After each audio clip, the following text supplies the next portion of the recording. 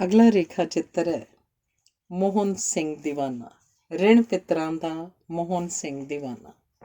ਸਾਲ ਮਗਰੋਂ ਸਰਾਧਾਂ ਦੇ ਦਿਨਾਂ ਵਿੱਚ ਸਰਾਧ ਕਰਕੇ ਲੋਕ ਆਪਣੇ ਪਿੱਤਰਾਂ ਨੂੰ ਯਾਦ ਕਰਦੇ ਨੇ, ਆਪਣੇ ਸਿਰ ਉਹਨਾਂ ਦੇ ਰਿਣ ਚਿਤਾਰਦੇ ਨੇ। ਪਰ ਕੁਝ ਕੁ ਨਾ ਸ਼ੁਕਰੇ ਆਧੁਨਿਕ ਕਿਸਮ ਦੇ ਲੋਕ ਆਪਣੇ ਸਵੈ ਦੇ ਦੁਆਲੇ ਇੰਨੇ ਭੌਣ ਲੱਗ ਜਾਂਦੇ ਹਨ ਕਿ ਉਹਨਾਂ ਦੀ ਦੇਣ ਯਾਦ ਹੀ ਨਹੀਂ ਰਹਿੰਦੀ। ਇਸ ਤਰ੍ਹਾਂ ਦਾ ਕੁਝ ਸਾਹਿਤ ਦੇ ਖੇਤਰ ਵਿੱਚ ਸਾਡੇ ਨਾਲ ਵਾਪਰ ਗਿਆ ਕਿ ਅਸੀਂ ਆਪਣੇ ਮੁੱਢਲੇ ਅਤੇ ਮੁੱਢੀ ਸਾਹਿਤਕਾਰਾਂ ਨੂੰ ਉੱਕਾ ਵਿਸਾਰ ਬੈਠੇ ਹਾਂ। ਡਾਕਟਰ ਮੋਹਨ ਸਿੰਘ ਦੀਵਾਨਾ ਨੂੰ ਹੀ ਲੈ ਲਓ, ਜਿਹੜਾ 1984 'ਚ ਜਦੋਂ ਮਰਿਆ ਤਾਂ ਇਸ ਲਈ ਅਣਗੌਲਿਆ ਰਹਿ ਗਿਆ ਸੀ ਕਿ ਉਹਨਾਂ ਦਿਨਾਂ 'ਚ ਪੰਜਾਬ ਘੋਰ ਸੰਕਟ ਵਿੱਚੋਂ ਲੰਘ ਰਿਹਾ ਸੀ। ਪਰ ਸਾਨੂੰ ਕਦੇ ਚੇਤਾ ਵੀ ਨਹੀਂ ਆਇਆ ਕਿ ਡਾਕਟਰ ਮੋਹਨ ਸਿੰਘ ਦੀਵਾਨਾ ਦਾ ਵੀ ਸਾਡੇ ਸਿਰ ਕੋਈ ਰਿਣ ਹੈ। ਡਾਕਟਰ ਮੋਹਨ ਸਿੰਘ ਦੀਵਾਨਾ ਦਾ ਨਾਂ ਆਧੁਨਿਕ ਪੰਜਾਬੀ ਸਾਹਿਤ ਦੇ ਉਸ ਰਈਏ ਦੇ ਤੌਰ 'ਤੇ ਇਤਿਹਾਸਕ ਮਹੱਤਵ ਦਾ ਧਾਰਨੀ ਹੈ। ਉਹਨੇ ਪੂਰੀ 20ਵੀਂ ਸਦੀ ਦੀ ਵਿਸ਼ਵ ਸਾਹਿਤ ਪਰੰਪਰਾ ਦੇ ਪ੍ਰਸੰਗ ਵਿੱਚ ਪੰਜਾਬੀ ਸਾਹਿਤ ਦੀ ਬਾਤ ਪਾਈ ਹੈ। ਮੌਲਿਕ ਲੇਖਣ ਤੋਂ ਲੈ ਕੇ ਆਲੋਚਨਾ ਦੇ ਖੋਜ ਦੇ ਹਰ ਮਰਹਲੇ 'ਤੇ ਉਹਦੀਆਂ ਪੈੜਾਂ ਸਹਿਜੇ ਹੀ ਪਛਾਣੀਆਂ ਜਾ ਸਕਦੀਆਂ ਹਨ।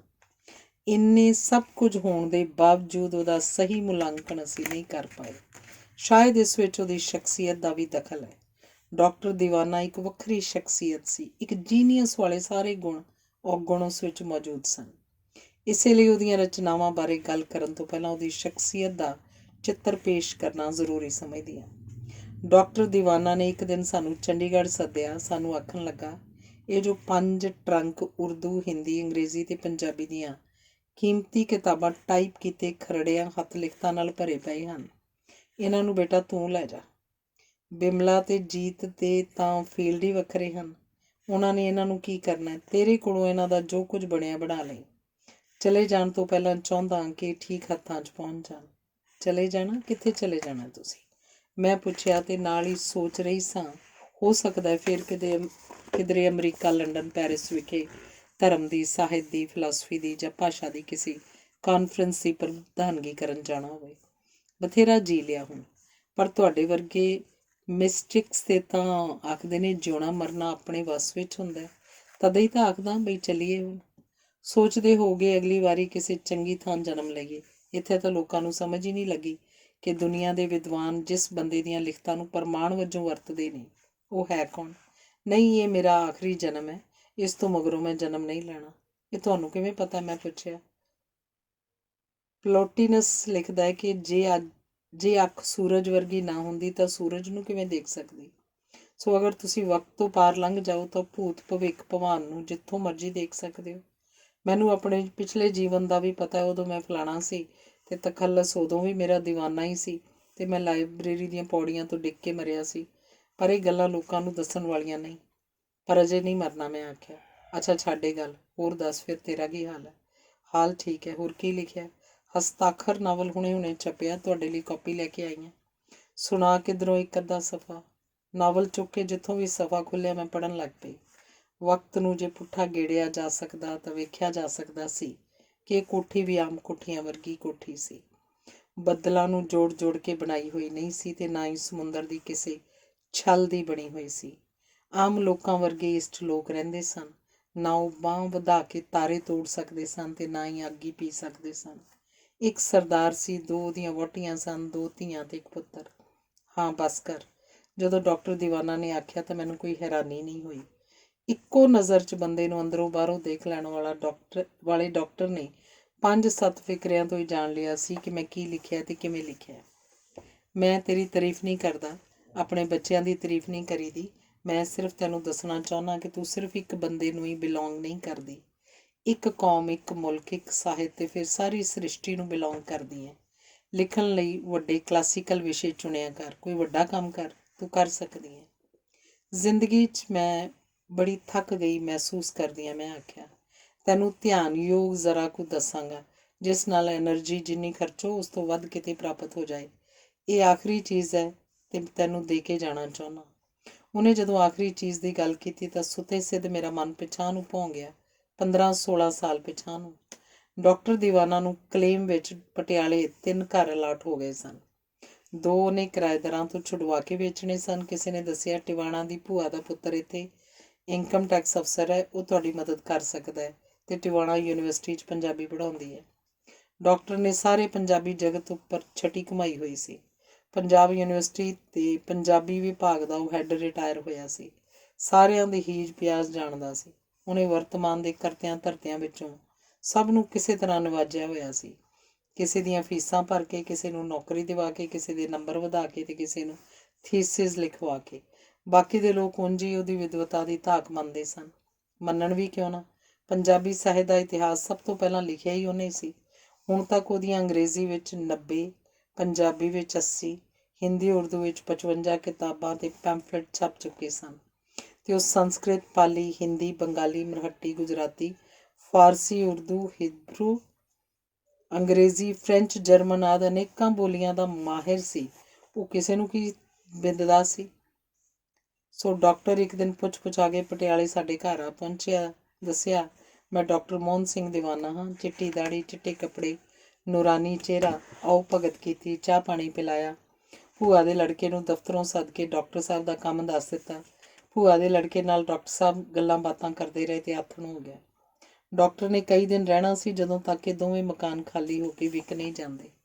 ਰਾਤ ਹੋਣ ਤੋਂ ਪਹਿਲਾਂ ਮਾਂ ਨੇ ਆਖਿਆ, ਭਰਾ ਜੀ ਰੋਟੀ ਪਾਣੀ ਜੀ ਸਦਕੇ 3 ਵੇਲੇ ਇੱਥੇ ਛਕੋ, ਪਰ ਘਰ ਕੋਈ ਬੰਦਾ ਨਹੀਂ, ਇਸ ਲਈ ਸਹੁੰ ਤੁਸੀਂ ਆਪਣੇ ਮਕਾਨ 'ਚ ਜਾਇਆ ਕਰਨਾ। ਸੋ ਜਿੰਨੇ ਦਿਨ ਘਰ ਖਾਲੀ ਹੋ ਕੇ ਵਿਕੇ ਨਹੀਂ, ਡਾਕਟਰ ਰਹਿੰਦਾ ਸਾਡੇ ਘਰ ਰਿਹਾ ਤੇ ਸੌਂਦਾ ਆਪਣੇ ਘਰ ਰਿਹਾ। ਰੋਜ਼ ਗੱਲਾਂ ਬਾਤਾਂ ਹੁੰਦੀਆਂ ਰਹੀਆਂ ਤਾਂ ਲੱਗਿਆ ਸੱਚੀ ਇਸ ਡਾਕਟਰ ਦੀ ਵਿਦਵਤਾ ਦਾ ਕੋਈ ਪਾਰਾਵਾਰ ਨਹੀਂ।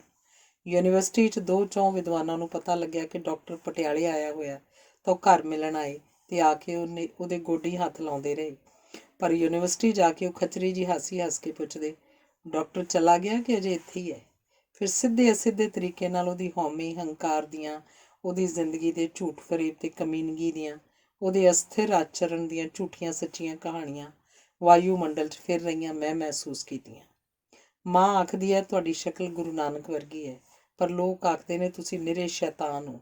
ਇਹਨਾਂ ਗੱਲਾਂ ਵਿੱਚੋਂ ਸੱਚ ਕਿਹੜੀ ਹੈ? ਇੱਕ ਦਿਨ ਮੈਂ ਹੌਸਲਾ ਕਰਕੇ ਪੁੱਛ ਹੀ ਲਿਆ। ਨੇਕੀ ਬਦੀ ਸਭ ਕੁਝ ਰੱਬ ਦੇ ਕੋਲ ਮੌਜੂਦ ਹੈ ਤੇ ਉਹ ਜੋ ਨੇਕੀ ਡਿਜ਼ਰਵ ਕਰਦਾ ਉਹਨੂੰ ਨੇਕੀ ਦੇ ਦਿੰਦਾ ਹੈ ਤੇ ਜੋ ਬਦੀ ਡਿਜ਼ਰਵ ਕਰਦਾ ਉਹਨੂੰ ਬਦੀ ਦੇ ਦਿੰਦਾ। ਮੈਂ ਕਿਉਂ ਨਹੀਂ ਇਸ ਤਰ੍ਹਾਂ ਕਰ ਸਕਦਾ? ਤੁਸੀਂ ਫਿਲਾਸਫੀਆਂ ਨਾ ਘੋਟੋ ਤੇ ਸਿੱਧੀ ਤਰ੍ਹਾਂ ਦੱਸੋ। ਸੁਣਿਆ ਤੁਸੀਂ ਇੱਕ ਬੰਦੇ ਦਾ ਥੀਸਿਸ ਗਲੀ 'ਚ ਵਗਾ ਮਾਰਿਆ ਸੀ। ਅਸਲ 'ਚ ਮੀਡੀਓਕਰਸ ਮੇਰੇ ਕੋਲੋਂ ਬਰਦਾਸ਼ਤ ਨਹੀਂ ਹੁੰਦੇ ਤੇ ਉਹਨਾਂ ਨੂੰ ਸ਼ਿਸ਼ਕੇਰਨ ਲਈ ਸ਼ੈਤਾਨ ਦਾ ਰੂਪ ਹੀ ਧਾਰ ਲਈਦਾ। ਜਿਹੜੇ ਲੋਕ ਤੁਹਾਡੇ ਇਸ ਧਾਰਨ ਕੀਤੇ ਹੋਏ ਰੂਪ ਤੋਂ ਅਗਾਂਹ ਨਹੀਂ ਦੇਖ ਸਕਦੇ ਹੋ। ਮੈਂ ਕੋਈ ਠੇਕਾ ਲਿਆ ਸਾਰੇ ਉੱਲੂ ਦੇ ਪੱਠਿਆਂ ਨੂੰ ਸਮਝਾਉਣ ਦਾ? ਡਾਕਟਰ ਨੇ ਖਿਝ ਕੇ ਆਖਿਆ। ਸੁਣਿਆ ਇੱਕ ਵਾਰੀ VC ਕੋਲ ਤੁਹਾਡੀ ਸ਼ਿਕਾਇਤ ਹੋਈ ਸੀ ਕਿ ਤੁਸੀਂ ਲੋਕਾਂ ਨੂੰ ਗਾਲਾਂ ਕੱਢਦੇ ਹੋ। ਹਾਂ ਹੋਈ ਸੀ। ਫਿਰ ਮੈਂ VC ਨੂੰ ਆਖਿਆ ਕਿ ਕੌਣ ਸਾਲਾ ਕੁੱਤਾ ਹਰਾਮਜ਼ਾਦਾ ਆਖਦਾ ਕਿ ਕਿਸ ਸਾਲੇ ਕੁੱਤੇ ਹਰਾਮਜ਼ਾਦੇ ਕੋਲ ਆਖਦਾ ਕਿ ਮੈਂ ਗਾਲਾਂ ਕੱਢਦਾ। ਫਿਰ ਕੀ? ਫਿਰ ਬਸ ਤੁਸੀਂ ਤਾਂ ਇੰਨਾ ਪੜ੍ਹ ਲਿਖ ਕੇ ਖੂਹ 'ਚ ਹੀ ਪਾ ਦਿੱਤਾ। ਮੈਂ ਹੱਸ ਕੇ ਆਖਿਆ, ਤੂੰ ਤਾਂ ਇਉਂ ਗੱਲਾਂ ਕਰ ਰਹੀ ਹੈ ਜਿਵੇਂ ਮੇਰੀ ਮਾਂ ਹੋਵੇ। ਮਾਂ ਨਹੀਂ ਧੀ, ਮੈਂ ਆਖਿਆ। ਹਾਂ ਧੀ। ਬਿਮਲਾ ਵੀ ਅਮਰੀਕਾ ਜਾਣ ਤੋਂ ਪਹਿਲਾਂ ਮੇਰੇ ਨਾਲ ਇਉਂ ਹੀ ਲੜਦੀ ਹੁੰਦੀ ਸੀ। ਉਹ ਵੀ ਮੈਨੂੰ ਇਉਂ ਹੀ ਡਾਂਟਦੀ ਹੁੰਦੀ ਸੀ। ਤੇ ਫਿਰ ਜਦੋਂ ਮਕਾਨ ਵਿਕ ਗਏ, ਡਾਕਟਰ ਨੇ ਜਾਣ ਤੋਂ ਪਹਿਲਾਂ ਮੈਨੂੰ ਆਖਿਆ, ਤੂੰ PhD ਕਰ ਲੈ। ਮੈਂ 10 ਦਿਨਾਂ 'ਚ ਤੈਨੂੰ ਥੀਸਿਸ ਲਿਖਵਾ ਦਿਆਂਗਾ। ਨਹੀਂ, ਮੈਨੂੰ ਤੁਹਾਡੇ ਕੋਲੋਂ ਥੀਸਿਸ ਲਿਖਵਾ ਕੇ PhD ਨਹੀਂ ਚਾਹੀਦੀ। ਮੈਂ ਜਦੋਂ ਆਖਿਆ, ਡਾਕਟਰ ਹੈਰਾਨ ਹੋ ਕੇ ਮੇਰੇ ਵੱਲ ਝਾਕਿਆ ਤੇ ਫਿਰ ਆਖਣ ਲੱਗਿਆ, ਇਸ ਗੱਲੋਂ ਤਾਂ ਤੂੰ ਮੈਨੂੰ ਆਪਣੀ ਦੀਦੀ ਲੱਗਦੀ ਹੈ। ਮੈਂ ਵੀ ਜ਼ਿੰਦਗੀ 'ਚ ਕਦੇ ਕਿਸੇ ਕੋਲੋਂ ਕੁਝ ਨਹੀਂ ਲਿਆ। ਕਦੇ ਮਾਂ ਆਖਦੇ ਹੋ, ਕਦੇ ਦੀਦੀ। ਤੁਸੀਂ ਹੋ 70 ਸਾਲ ਦੇ ਨੇੜੇ ਤੇ ਮੈਂ ਅਜੇ 34 ਸਾਲ ਦੀ ਵੀ ਨਹੀਂ ਹੋਈ। ਮੈਂ ਤਾਂ ਤੁਹਾਡੀ ਧੀ ਹਾਂ। ਮੈਂ ਹੱਸ ਕੇ ਆਖਿਆ, ਚਲੋ ਧੀ ਸਹੀ, ਧੀ ਮਾਂ ਹੁੰਦੀ ਹੈ ਤੇ ਭੈਣ ਵੀ। ਡਾਕਟਰ ਬੋਲਿਆ। ਇਉਂ ਕੁਝ ਦਿਨ ਪਟਿਆਲੇ ਕਿਸੇ ਕੰਮ ਆਉਂਦਾ ਸਾਨੂੰ ਮਿਲ ਲੈਂਦਾ। ਕਦੇ ਅਸੀਂ ਚੰਡੀਗੜ੍ਹ ਜਾਂਦੇ, ਉਹਦੀ ਸੁੱਖ ਸਾਂਦ ਪੁੱਛ ਆਉਂਦੇ ਤੇ ਕਦੇ ਮਹੀਨਿਆਂ ਬੱਧੀ ਨਾ ਉਹਨੂੰ ਸਾਡੀ ਖਬਰ ਹੁੰਦੀ ਤੇ ਨਾ ਉਹਦੀ ਸਾਨੂੰ। ਫਿਰ ਇੱਕ ਦਿਨ ਡਾਕਟਰ ਨੰਗੇ ਪੈਰੀਂ ਚੰਡੀਗੜ੍ਹ ਤੋਂ ਪਟਿਆਲੇ ਆਇਆ। ਦੱਸਿਆ, ਮੈਂ ਦੁੱਖ ਨਿਵਾਰਨ ਗੁਰਦੁਆਰੇ ਸੁੱਖਿਆ ਸੀ ਕਿ ਜੀਤ ਦੀ PhD ਹੋ ਜਾਏ ਤੇ ਮੈਂ ਨੰਗੇ ਪੈਰੀਂ ਆ ਕੇ ਪ੍ਰਸ਼ਾਦ ਚੜ੍ਹਾ ਕੇ ਜਾਵਾਂਗਾ। ਇਸ ਦੌਰਾਨ ਜਦੋਂ ਖਚਰੀ ਜੀ ਹਾਸੀ ਹੱਸ ਕੇ ਲੋਕ ਉਹਦੀ ਗੱਲ ਕਰਦੇ, ਸ਼ਾਇਦ ਮੇਰੀਆਂ ਅੱਖਾਂ ਵਿੱਚ ਰੋਹ ਆ ਜਾਂਦਾ ਸੀ। ਉਹ ਘੜੀ ਮੈਂ ਆਖਣਾ ਚਾਹੁੰਦੀ ਕਿ ਤੁਸੀਂ ਜਾਣਦੇ ਹੋ ਕਿ ਉਸਨੇ secrets of spiritual life, mysticism of time in the Rig Veda, new light on Shri Krishna and Gita, new light on the Buddha's first sermon, Gorakhnath and medieval Hindu mysticism, Guru Nanak's dialogue with Muslims and Islam, yoga and yoga symbolism, music, mythology and metaphysics, literature and revelation, Old Testament, New Testament ਆਦਿ ਵਰਗੀਆਂ ਕਿਤਾਬਾਂ ਲਿਖੀਆਂ ਹੋਈਆਂ ਹਨ, ਜਿਨ੍ਹਾਂ ਕਾਰਨ ਸੰਸਾਰ ਭਰ ਦੀਆਂ ਵੱਡੀਆਂ ਯੂਨੀਵਰਸਿਟੀਆਂ ਨੇ ਉਹਨੂੰ ਬੁਲਾ ਕੇ ਭਾਸ਼ਣ ਕਰਵਾਏ ਹਨ, ਜਿਨ੍ਹਾਂ ਕਾਰਨ ਕੋਈ ਪੱਛਮੀ ਵਿਦਵਾਨ ਉਹਨੂੰ ਦਿਵ ਦ੍ਰਿਸ਼ਟੀ ਦਾ ਮਾਲਕ, ਕੋਈ ਆਧੁਨਿਕ ਉਪਨਿਸ਼ਦਾਂ ਦਾ ਰਚੈਤਾ, ਕੋਈ ਮਹਾਨ ਮਿਸਟਿਕ, ਕੋਈ ਰਿਸ਼ੀਆਂ ਦਾ ਅਸਲੀ ਵਾਰਸ ਆਦਿ ਆਖਦੇ ਹਨ।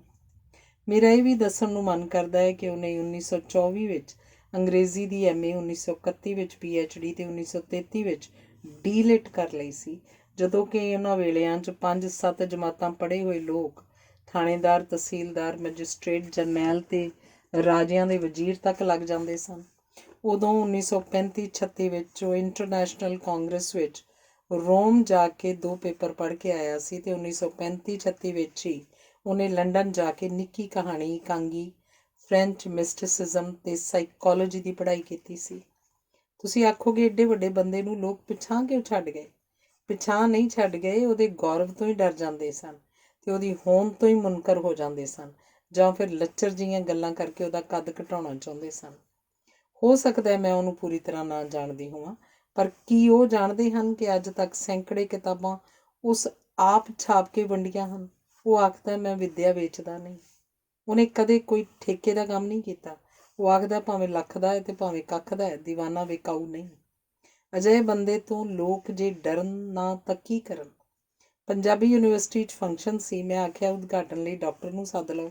ਗੱਲ ਮੰਨ ਲਈ ਗਈ, ਪਰ ਮਗਰੋਂ ਬਿਨਾਂ ਬੁਲਾਇਆ ਹੀ ਆਖ ਦਿੱਤਾ ਗਿਆ ਕਿ ਉਹਨੇ ਆਉਣ ਤੋਂ ਇਨਕਾਰ ਕਰ ਦਿੱਤਾ। ਸੱਚ ਵਿੱਚੋਂ ਇਹ ਨਿਕਲਿਆ ਕਿ ਉਹਨੂੰ ਫੰਕਸ਼ਨ ਉੱਪਰ ਨਾ ਬੁਲਾਓ, ਖਬਰੇ ਕੀ ਬੋਲ ਜਾਏ। ਸਾਰੇ ਕੰਮ ਨੂੰ ਕੌਡੀਓਂ ਖੋਟਾ ਆਖ ਦੇਵੇ, ਕਰਤਿਆਂ ਧਰਤਿਆਂ ਨੂੰ ਨਿਰੇ ਬੇਵਕੂਫ ਕਹਿ ਦੇਵੇ, ਕਿਸੇ ਮਿਨਿਸਟਰ ਪ੍ਰਧਾਨ ਦੀ ਲਾਪਾ ਕਰ ਦੇਵੇ, ਕਿਉਂਕਿ ਉਹਦੀਆਂ ਦਲੀਲਾਂ ਦਾ ਕਿਸੇ ਨੇ ਉੱਤਰ ਨਹੀਂ ਦੇ ਸਕਣਾ। ਆਖਦੇ ਨੇ ਭਾਸ਼ਾ ਵਿਭਾਗ ਦੇ ਇੱਕ ਫੰਕਸ਼ਨ ਉੱਪਰ ਇਹ ਸਭ ਕੁਝ ਹੀ ਹੋਇਆ ਸੀ, ਪਰ ਦਿਆਲੂ ਹੋ ਕੇ ਉਹ ਕਿਸੇ ਗਰੀਬ ਚਪੜਾਸੀ ਦੇ ਮੁੰਡੇ ਦੀ ਨੌਕਰੀ ਖਾਤਰ ਗਵਰਨਰ ਕੋਲ ਵੀ ਚਲਾ ਜਾਏਗਾ, PhD ਦਾ ਘਟੀਆ ਥੀਸਿਸ ਪਰਾਂ ਸੁਟਵਾ ਕੇ ਨਵਾਂ ਲਿਖਵਾ ਦੇਵੇਗਾ ਅਤੇ ਆਪਣੇ ਲਈ ਰੱਖੀ ਰੋਟੀ ਤੁਹਾਨੂੰ ਖਵਾ ਕੇ ਆਪ ਸਾਰਾ ਦਿਨ ਭੁੱਖਿਆਂ ਕੱਟ ਲਏਗਾ। ਇੱਕ ਥਾਂ ਇੱਕ ਵੱਡੇ ਲੇਖਕ ਨੂੰ ਆਨਰ ਕਰਨ ਦੀ ਗੱਲ ਤੁਰੀ। ਮੈਂ ਡਾਕਟਰ ਦਾ ਨਾਮ ਲੈ ਦਿੱਤਾ ਤਾਂ ਕਰਤਿਆਂ ਧਰਤਿਆਂ ਨੇ ਕੰਨਾਂ ਨੂੰ ਹੱਥ ਲਾ ਲਏ ਅਤੇ ਆਖਿਆ, ਨਾ ਬਾਬਾ ਨਾ, ਉਹ ਨਹੀਂ ਇਹਨਾਂ ਗੱਲਾਂ ਦੀ ਪਰਵਾਹ ਕਰਦਾ। ਉਹ ਤਾਂ ਨਾ ਕਰਕੇ ਸਾਡੀ ਬੇਇੱਜ਼ਤੀ ਵੀ ਕਰ ਸਕਦਾ। ਸੱਚ ਪੁੱਛੋ ਤਾਂ ਉਹਨੂੰ ਨੋਬਲ ਪ੍ਰਾਈਜ਼ ਹੀ ਮਿਲਣਾ ਚਾਹੀਦਾ। ਕਿਸੇ ਵੀ ਬਾਹਰਲੀ ਬੋਲੀ ਵਿੱਚ ਜੇ ਉਹ ਲਿਖਦਾ ਤਾਂ ਹੁਣ ਤੱਕ ਉਹਦੀਆਂ ਛਪੀਆਂ ਅਣਛਪੀਆਂ ਸਭ ਕਿਤਾਬਾਂ ਦੀਆਂ ਡੀਲਕਸ ਐਡੀਸ਼ਨ ਛਪ ਚੁੱਕੀਆਂ ਹੁੰਦੀਆਂ। ਕਿਸੇ ਵੱਡੀ ਯੂਨੀਵਰਸਿਟੀ 'ਚ ਰਾਈਟਰ ਇਨ ਰੈਜ਼ੀਡੈਂਸ ਬਣਿਆ ਹੁੰਦਾ। ਉਸ ਉੱਪਰ ਕਈ ਡਾਕੂਮੈਂਟਰੀਆਂ ਬਣ ਚੁੱਕੀਆਂ ਹੁੰਦੀਆਂ, ਕਈ ਥੀਸਿਸ ਲਿਖੇ ਜਾ ਚੁੱਕੇ ਹੁੰਦੇ ਅਤੇ ਉਹਦੀਆਂ ਕਿਤਾਬਾਂ ਦੀਆਂ ਲੱਖਾਂ ਰੁਪਇਆਂ ਦੀਆਂ ਰਾਇਲਟੀਆਂ ਆਉਂਦੀਆਂ ਹੁੰਦੀਆਂ। ਅਤੇ ਅੱਜ ਉਹ ਕੇਨ ਦੀ ਕੁਰਸੀ ਉੱਪਰ ਬੈਠਾ, ਗੋਡਿਆਂ ਤੋਂ ਘਸਿਆ ਪਜਾਮਾ ਪਾਈ, ਕਿਸੇ ਆਏ ਗਏ ਨੂੰ ਨਾ ਉਡੀਕਦਾ ਹੁੰਦਾ, ਜਿਹੜਾ ਡਿਕਟੇਸ਼ਨ ਲੈ ਕੇ ਆਰਟੀਕਲ ਲਿਖ ਦੇਵੇ। ਨਿਗਾਹ ਦੀ ਘੱਟ ਜਾਣ ਕਾਰਨ ਆਪ ਉਸ ਤੋਂ ਹੁਣ ਨਹੀਂ ਲਿਖਿਆ ਨਹੀਂ ਜਾਂਦਾ, ਪਰ ਫਿਰ ਵੀ ਉਹਨੇ ਵਿਦੇਸ਼ਾਂ ਵਿੱਚ ਜਾ ਕੇ ਰਹਿਣਾ ਅਤੇ ਵਿਦੇਸ਼ੀ ਭਾਸ਼ਾ 'ਚ ਲਿਖਣਾ ਪ੍ਰਵਾਨ ਨਹੀਂ ਕੀਤਾ। ਉਸ ਧਰਤੀ ਦਾ ਜਿਸ ਦਾ ਅੰਨ ਖਾਧਾ, ਉਸ ਮਾਂ ਦਾ ਜਿਸ ਦਾ ਦੁੱਧ ਚੁੰਘਿਆ, ਰਿਣ ਚੁਕਾਇਆ। ਪਰ ਕੀ ਅਸੀਂ ਉਹਦਾ ਰਿਣ ਕਦੇ ਚੁਕਾ ਸਕਾਂਗੇ, ਜਿਹਨੇ ਪੰਜਾਬੀ ਬੋਲੀ, ਸਾਹਿਤ ਅਤੇ ਸੱਭਿਆਚਾਰ ਦੇ ਵਿਕਾਸ ਦੇ ਇਤਿਹਾਸ ਵਿੱਚ ਅਹਿਮ ਹਿੱਸਾ ਪਾਇਆ? ਆਉਣ ਵਾਲੀਆਂ ਨਸਲਾਂ ਜਦੋਂ ਜਵਾਬ ਤਲਬੀ ਕਰਨਗੀਆਂ ਤਾਂ ਕੀ ਅਸੀਂ ਉਹਨਾਂ ਨੂੰ ਦੱਸ ਸਕਾਂਗੇ ਕਿ ਜੋ ਕੁਝ ਉਹਦੇ ਨਾਲ ਹੀ ਗੁਆਚ ਗਿਆ, ਉਹਨੂੰ ਸਾਂਭਣ ਦੇ ਕੋਈ ਉਪਰਾਲੇ ਕਿਉਂ ਨਾ ਕੀਤੇ ਗਏ? 83 ਸਾਲ ਦੀ ਉਮਰ 'ਚ ਤੁਰ ਜਾਣ ਦੀ ਤਿਆਰੀ ਕਰ ਰਿਹਾ ਜਦੋਂ ਮੈਨੂੰ ਆਖ ਰਿਹਾ ਸੀ ਕਿ 2000 ਕਿਤਾਬਾਂ ਤਾਂ ਮੈਂ ਲਾਇਬ੍ਰੇਰੀ ਨੂੰ ਵੰਡ ਦਿੱਤੀਆਂ ਨੇ, ਪਰ ਇਹ ਜੋ 5 ਟਰੰਕ ਉਰਦੂ, ਹਿੰਦੀ, ਅੰਗਰੇਜ਼ੀ, ਪੰਜਾਬੀ ਦੀਆਂ ਕੀਮਤੀ ਕਿਤਾਬਾਂ ਟਾਈਪ ਕੀਤੇ ਖਰੜਿਆਂ ਅਤੇ ਹੱਥ ਲਿਖਤਾਂ ਨਾਲ ਭਰੇ ਪਏ ਹਨ, ਇਹਨਾਂ ਨੂੰ ਤੂੰ ਲੈ ਜਾ ਬੇਟਾ। ਤਾਂ ਮੈਂ ਬਹੁਤ ਉਦਾਸ ਹੋ ਕੇ ਸੋਚ ਰਹੀ ਸੀ ਕਿ ਇੱਕ ਦਿਨ ਉਹ ਸੱਚਮੁੱਚ ਹੀ ਤੁਰ ਗਿਆ ਉਹਨਾਂ ਰਾਹਾਂ 'ਤੇ ਜਿੱਥੋਂ ਕੋਈ ਪਰਤ ਕੇ ਨਹੀਂ ਆਉਂਦਾ। ਮੇਰੇ ਆਖਣ 'ਤੇ ਡਾਕਟਰ ਸਾਹਿਬ ਦੇ ਬੇਟੇ, ਪ੍ਰਸਿੱਧ ਸਮਾਜ ਵਿਗਿਆਨੀ ਡਾਕਟਰ ਜੀਤ ਓਬਰਾਏ ਨੇ 5 ਟਰੰਕਾਂ ਵਿਚਲਾ ਖਜ਼ਾਨਾ ਬਿਨਾਂ ਕਿਸੇ ਇਵਜ਼ ਦੇ ਪੰਜਾਬੀ ਯੂਨੀਵਰਸਿਟੀ ਪਟਿਆਲਾ ਨੂੰ ਸੌਂਪ ਦਿੱਤਾ। ਯੂਨੀਵਰਸਿਟੀ ਨੇ ਪੂਰੀ ਦਿਆਨਤਦਾਰੀ ਨਾਲ ਇਹਨੂੰ ਸਾਂਭਣ ਦਾ ਉੱਦਮ ਆਰੰਭ ਕੀਤਾ। ਵੱਖ-ਵੱਖ ਸਾਹਿਤ ਦੇ ਰੂਪਾਂ ਦੇ ਸੰਪਾਦਨ ਦਾ ਕੰਮ ਵੱਖ-ਵੱਖ ਵਿਦਵਾਨਾਂ ਤੋਂ ਪੂਰਾ ਕਰਵਾ ਕੇ ਛਾਪ ਵੀ ਦਿੱਤਾ ਗਿਆ ਹੈ। ਧੰਨਵਾਦ। ਅਗਲਾ ਰੇਖਾ ਚਿੱਤਰ ਹੈ ਫੁੱਲਾਂ ਵਾਲਾ ਡਾਕਟਰ MS ਰੰਧਾਵਾ। ਮੈਂ ਅੱਜ ਵੀ ਜਦੋਂ ਡਾਕਟਰ ਰੰਧਾਵੇ ਨੂੰ ਯਾਦ ਕਰਦੀ ਹਾਂ ਤਾਂ ਮੈਨੂੰ ਆਪਣੀ ਪੁਸਤਕ ਦਾ ਸਮਰਪਣ ਯਾਦ ਆ ਜਾਂਦਾ, ਜਿਸ 'ਚ ਮੈਂ ਲਿਖਿਆ ਸੀ ਫੁੱਲਾਂ ਵਾਲੇ ਰੰਧਾਵੇ ਦੇ ਨਾਮ, ਜਿਹਦੇ ਮਨ ਵਿੱਚ ਵੀ ਫੁੱਲ ਖਿੜਦੇ ਰਹਿੰਦੇ ਨੇ। ਉਦੋਂ ਮੈਂ ਡਾਕਟਰ ਰੰਧਾਵਾ ਨੂੰ ਨਹੀਂ ਸੀ ਜਾਣਦੀ। ਮੈਨੂੰ ਸਿਰਫ ਇੰਨਾ ਹੀ ਪਤਾ ਸੀ ਕਿ ਉਹ ਅੰਗਰੇਜ਼ਾਂ ਦੇ ਵੇਲੇ ਦਾ ICS ਅਫਸਰ ਸੀ ਅਤੇ ਜਿਸ ਸ਼ਹਿਰ ਦੀ ਵੀ ਉਹਦੀ ਬਦਲੀ ਹੁੰਦੀ ਸੀ ਉਹ ਉੱਥੇ ਬੇਸ਼ੁਮਾਰ ਫੁੱਲਾਂ ਦੇ ਬੂਟੇ ਲਗਵਾ ਦਿੰਦਾ ਸੀ। ਚੰਡੀਗੜ੍ਹ ਵਿੱਚ ਫੁੱਲਾਂ ਦੇ ਸਾਰੇ ਦਰਖਤ ਉਹਦੇ ਹੀ ਲਗਵਾਏ ਹੋਏ ਆ। ਜਦੋਂ ਮੈਂ ਆਪਣਾ ਪਹਿਲਾ ਨਾਵਲ ਅਗਨੀ ਪ੍ਰੀਖਿਆ ਲਿਖਿਆ ਤਾਂ ਡਾਕਟਰ ਰੰਧਾਵਾ ਲੁਧਿਆਣਾ ਯੂਨੀਵਰਸਿਟੀ ਦਾ ਵਾਈਸ ਚਾਂਸਲਰ ਸੀ। ਉਹਨਾਂ ਵੇਲਿਆਂ ਵਿੱਚ ਸੱਚੀ ਮੁੱਚੀ ਦੇ ਵੱਡੇ ਬੰਦੇ ਹੀ ਵਾਈਸ ਚਾਂਸਲਰ ਲਗਾਏ ਜਾਂਦੇ ਸਨ। ਮੈਂ ਉਹਨੂੰ ਜਾਣਦੀ ਨਹੀਂ ਸੀ। ਮੈਂ ਉਦੋਂ ਪੰਜਾਬੀ ਯੂਨੀਵਰਸਿਟੀ 'ਚ ਲੈਕਚਰਰ ਸੀ। ਮੈਂ ਤਾਂ ਇਹੀ ਜਾਣਦੀ ਸੀ ਕਿ ਵਾਈਸ ਚਾਂਸਲਰ ਬੜੀ ਵੱਡੀ ਸ਼ੈ ਹੁੰਦੀ ਹੈ। ਕਿਸੇ ਲੇਖਕ, ਕਿਸੇ ਆਲੋਚਕ, ਕਿਸੇ ਪ੍ਰਕਾਸ਼ਕ ਨੂੰ ਆਪਣੇ ਨਾਵਲ ਦਾ ਖਰੜਾ ਵਿਖਾਉਣ ਦੀ ਤਾਂ ਉਹ ਹੱਥ ਨਾਲ ਲਿਖਿਆ ਖਰੜਾ ਮੈਂ ਡਾਕ ਰਾਹੀਂ ਡਾਕਟਰ MS ਰੰਧਾਵਾ ਨੂੰ ਲੁਧਿਆਣੇ ਭੇਜ ਦਿੱਤਾ ਅਤੇ ਨਾਲ ਹੀ ਲਿਖ ਦਿੱਤਾ ਕਿ ਤੁਸੀਂ ਪੜ੍ਹ ਕੇ ਵੇਖ ਲਓ ਕਿ ਇਹ ਨਾਵਲ ਬਣ ਵੀ ਗਿਆ ਕਿ ਨਹੀਂ। ਮੈਂ ਸੋਚਿਆ ਸੀ ਕੋਈ ਲੇਖਕ, ਆਲੋਚਕ ਜਾਂ ਪ੍ਰਕਾਸ਼ਕ ਮੈਨੂੰ ਇੰਨਾ ਨਹੀਂ ਜਾਣਦਾ ਕਿ ਸਹੀ ਰਾਏ ਦੇ ਦੇਵੇ ਅਤੇ ਨਾ ਹੀ ਕੋਈ ਕਿਸੇ ਦੇ ਪਹਿਲੇ ਨਾਵਲ ਦੇ ਹੱਥ ਲਿਖਤ ਖਰੜੇ ਨੂੰ ਪੜ੍ਹਨ ਲਈ ਇੰਨਾ ਟਾਈਮ ਦੇਵੇ।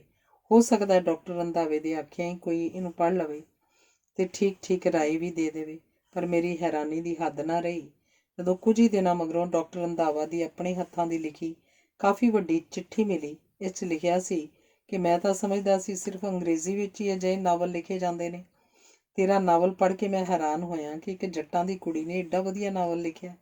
ਮੈਂ ਤੇਰਾ ਇਹ ਨਾਵਲ ਪਾਪਾ ਪ੍ਰੀਤਮ ਸਿੰਘ ਨਵਯੁੱਗ ਵਾਲੇ ਨੂੰ ਛਾਪਣ ਲਈ ਭੇਜ ਦਿੱਤਾ ਅਤੇ ਸਰਦਾਰ ਹਰਬੰਸ ਸਿੰਘ ਜੋ ਤੇਰੀ ਯੂਨੀਵਰਸਿਟੀ 'ਚ ਰਜਿਸਟਰਾਰ ਹੈ ਉਹਨੂੰ ਇਹਦਾ ਅੰਗਰੇਜ਼ੀ ਤਰਜਮਾ ਕਰਨ ਨੂੰ ਵੀ ਆਖ ਦਿੱਤਾ ਹੈ।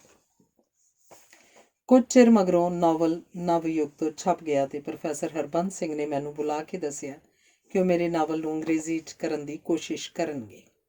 ਮਗਰੋਂ ਇੱਕ ਦਿਨ ਡਾਕਟਰ ਰੰਧਾਵਾ ਪਟਿਆਲੇ ਆਏ। ਸ਼ਾਇਦ ਕਿਸੇ ਸਿਲੈਕਸ਼ਨ ਕਮੇਟੀ ਦੀ ਮੀਟਿੰਗ ਸੀ। ਉਹਨਾਂ ਨੇ VC ਨਾਰੰਗ ਨੂੰ ਦੱਸਿਆ ਕਿ ਉਹ ਮੈਨੂੰ ਮਿਲਣਾ ਚਾਹੁੰਦੇ ਨੇ। ਨਾਰੰਗ ਸਾਹਿਬ ਨੇ ਤੁਰੰਤ ਇੱਕ ਬੰਦਾ ਗੱਡੀ ਦੇ ਕੇ ਸਾਡੇ ਘਰ ਮੈਨੂੰ ਲੈਣ ਲਈ ਭੇਜ ਦਿੱਤਾ। ਕਾਫੀ ਚਿਰ ਮੈਂ VC ਦੇ ਕਮਰੇ 'ਚ ਬੈਠੀ ਉਡੀਕਦੀ ਰਹੀ। ਮੀਟਿੰਗ ਤੋਂ ਮਗਰੋਂ ਵੀ VC ਨਾਰੰਗ ਸਾਹਿਬ ਨਾਲ ਡਾਕਟਰ ਰੰਧਾਵਾ ਉੱਥੇ ਆਏ। ਨਾਰੰਗ ਸਾਹਿਬ ਨੇ ਦੱਸਿਆ ਕਿ ਟਿਵਾਣਾ ਤੁਹਾਨੂੰ ਉਡੀਕ ਰਹੀ ਹੈ। ਡਾਕਟਰ ਰੰਧਾਵਾ ਮੈਨੂੰ ਪੁੱਛਣ ਲੱਗੇ, ਤੂੰ ਕਿਸ ਲਈ ਉਡੀਕ ਰਹੀ ਹੈ ਟਿਵਾਣਾ? VC ਸਾਹਿਬ ਨੇ ਦੱਸਿਆ ਕਿ ਤੁਸੀਂ ਮੈਨੂੰ ਬੁਲਾਇਆ। ਮੈਂ ਆਖਿਆ, ਹੈ ਮੂਰਖ, ਮੈਂ ਤਾਂ ਆਖਿਆ ਸੀ ਮੀਟਿੰਗ ਤੋਂ ਮਗਰੋਂ ਮੈਂ ਟਿਵਾਣਾ ਨੂੰ ਮਿਲਣਾ ਹੈ, ਇਸੇ ਲਈ ਤਾਂ ਤੇਰਾ ਘਰ ਪੁੱਛਿਆ ਸੀ। ਉਹਨਾਂ ਨੇ VC ਵੱਲ ਝਾਕ ਕੇ ਆਖਿਆ। VC ਨਾਰੰਗ ਹੈਰਾਨ ਸੀ ਕਿ ਡਾਕਟਰ ਰੰਧਾਵੇ ਵਰਗਾ ਬੰਦਾ ਅਤੇ ਉੱਪਰੋਂ VC ਕਿਸੇ ਮਾਮੂਲੀ ਲੈਕਚਰਾਰ ਦੇ ਘਰ ਮਿਲਣ ਜਾਏਗਾ। ਮੈਂ ਦੱਸ ਦਿੱਤਾ ਸਾਡੀ ਕੋਠੀ ਲੀਲਾ ਭਵਨ ਦੇ ਕੋਲ ਹੈ। ਅੱਛਾ, ਮੈਂ ਆਥਣੇ ਆਵਾਂਗਾ ਆ ਕੇ ਡਾਕਟਰ ਰੰਧਾਵਾ ਨੇ ਗੱਲ ਮੁਕਾ ਦਿੱਤੀ।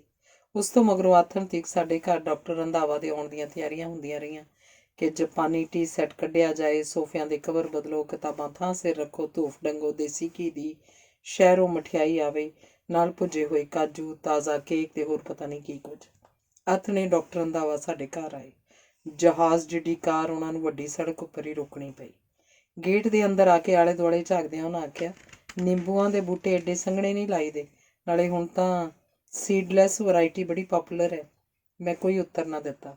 ਕਮਰੇ ਦੇ ਅੰਦਰ ਆ ਕੇ ਇੱਕੋ ਨਜ਼ਰ ਜਿਵੇਂ ਉਹਨਾਂ ਨੇ ਸਭ ਦੇਖ ਪਰਖ ਲਿਆ। ਬੋਲੇ, ਲੋਕ ਤਾਂ ਸੋਭਾ ਸਿੰਘ ਦੀਆਂ ਬਣਾਈਆਂ ਸੋਹਣੀ ਮਾਈਵਾਲ ਜਾਂ ਗੁਰੂਆਂ ਦੀਆਂ ਫੋਟੋਆਂ ਲਗਾਉਂਦੇ ਨੇ ਅਤੇ ਤੈਂ ਸੋਭਾ ਸਿੰਘ ਦੀ ਆਪਣੀ ਤਸਵੀਰ ਲਾ ਰੱਖੀ ਹੈ। ਚੰਗਾ ਹੈ। ਚਾਹ ਆ ਗਈ। ਸੋਫੇ ਉੱਪਰ ਬੈਠਦਿਆਂ ਇੱਕ ਕਾਜੂ ਚੁੱਕ ਕੇ ਮੂੰਹ 'ਚ ਪਾਇਆ ਅਤੇ ਡਾਕਟਰ ਰੰਧਾਵਾ ਬੋਲੇ, ਚਾਹ ਮੈਂ ਬਹੁਤੀ ਨਹੀਂ ਪੀਂਦਾ। ਦੁੱਧ ਮੰਗਵਾ ਦਿਆਂ ਜਾਂ ਕੁਝ ਠੰਡਾ? ਮੈਂ ਪੁੱਛਿਆ। ਕੁਛ ਨਹੀਂ, ਬਸ ਮੈਂ ਚੱਲਦਾ। ਆਖ ਉੱਠ ਖੜ੍ਹੇ ਹੋਏ ਅਤੇ ਫਿਰ ਜਾਂਦੇ ਜਾਂਦੇ ਆਖਣ ਲੱਗੇ, ਤੂੰ ਚੰਗਾ ਲਿਖ ਸਕਦੀ ਹੈ, ਪੜ੍ਹਿਆ ਵੀ ਕਰ ਚੰਗੀਆਂ ਕਿਤਾਬਾਂ। ਮੈਂ ਕੋਈ ਉੱਤਰ ਨਹੀਂ ਦਿੱਤਾ। 5-4 ਮਿੰਟ ਵਿੱਚ ਹੀ ਉਹ ਚਲੇ ਵੀ ਗਏ। ਅਗਲੇ ਦਿਨ ਯੂਨੀਵਰਸਿਟੀ ਦੇ ਕਈ ਲੋਕਾਂ ਨੇ ਮੈਨੂੰ ਪੁੱਛਿਆ, ਡਾਕਟਰ ਰੰਧਾਵਾ ਤੁਹਾਨੂੰ ਕਿਵੇਂ ਜਾਣਦੇ ਨੇ?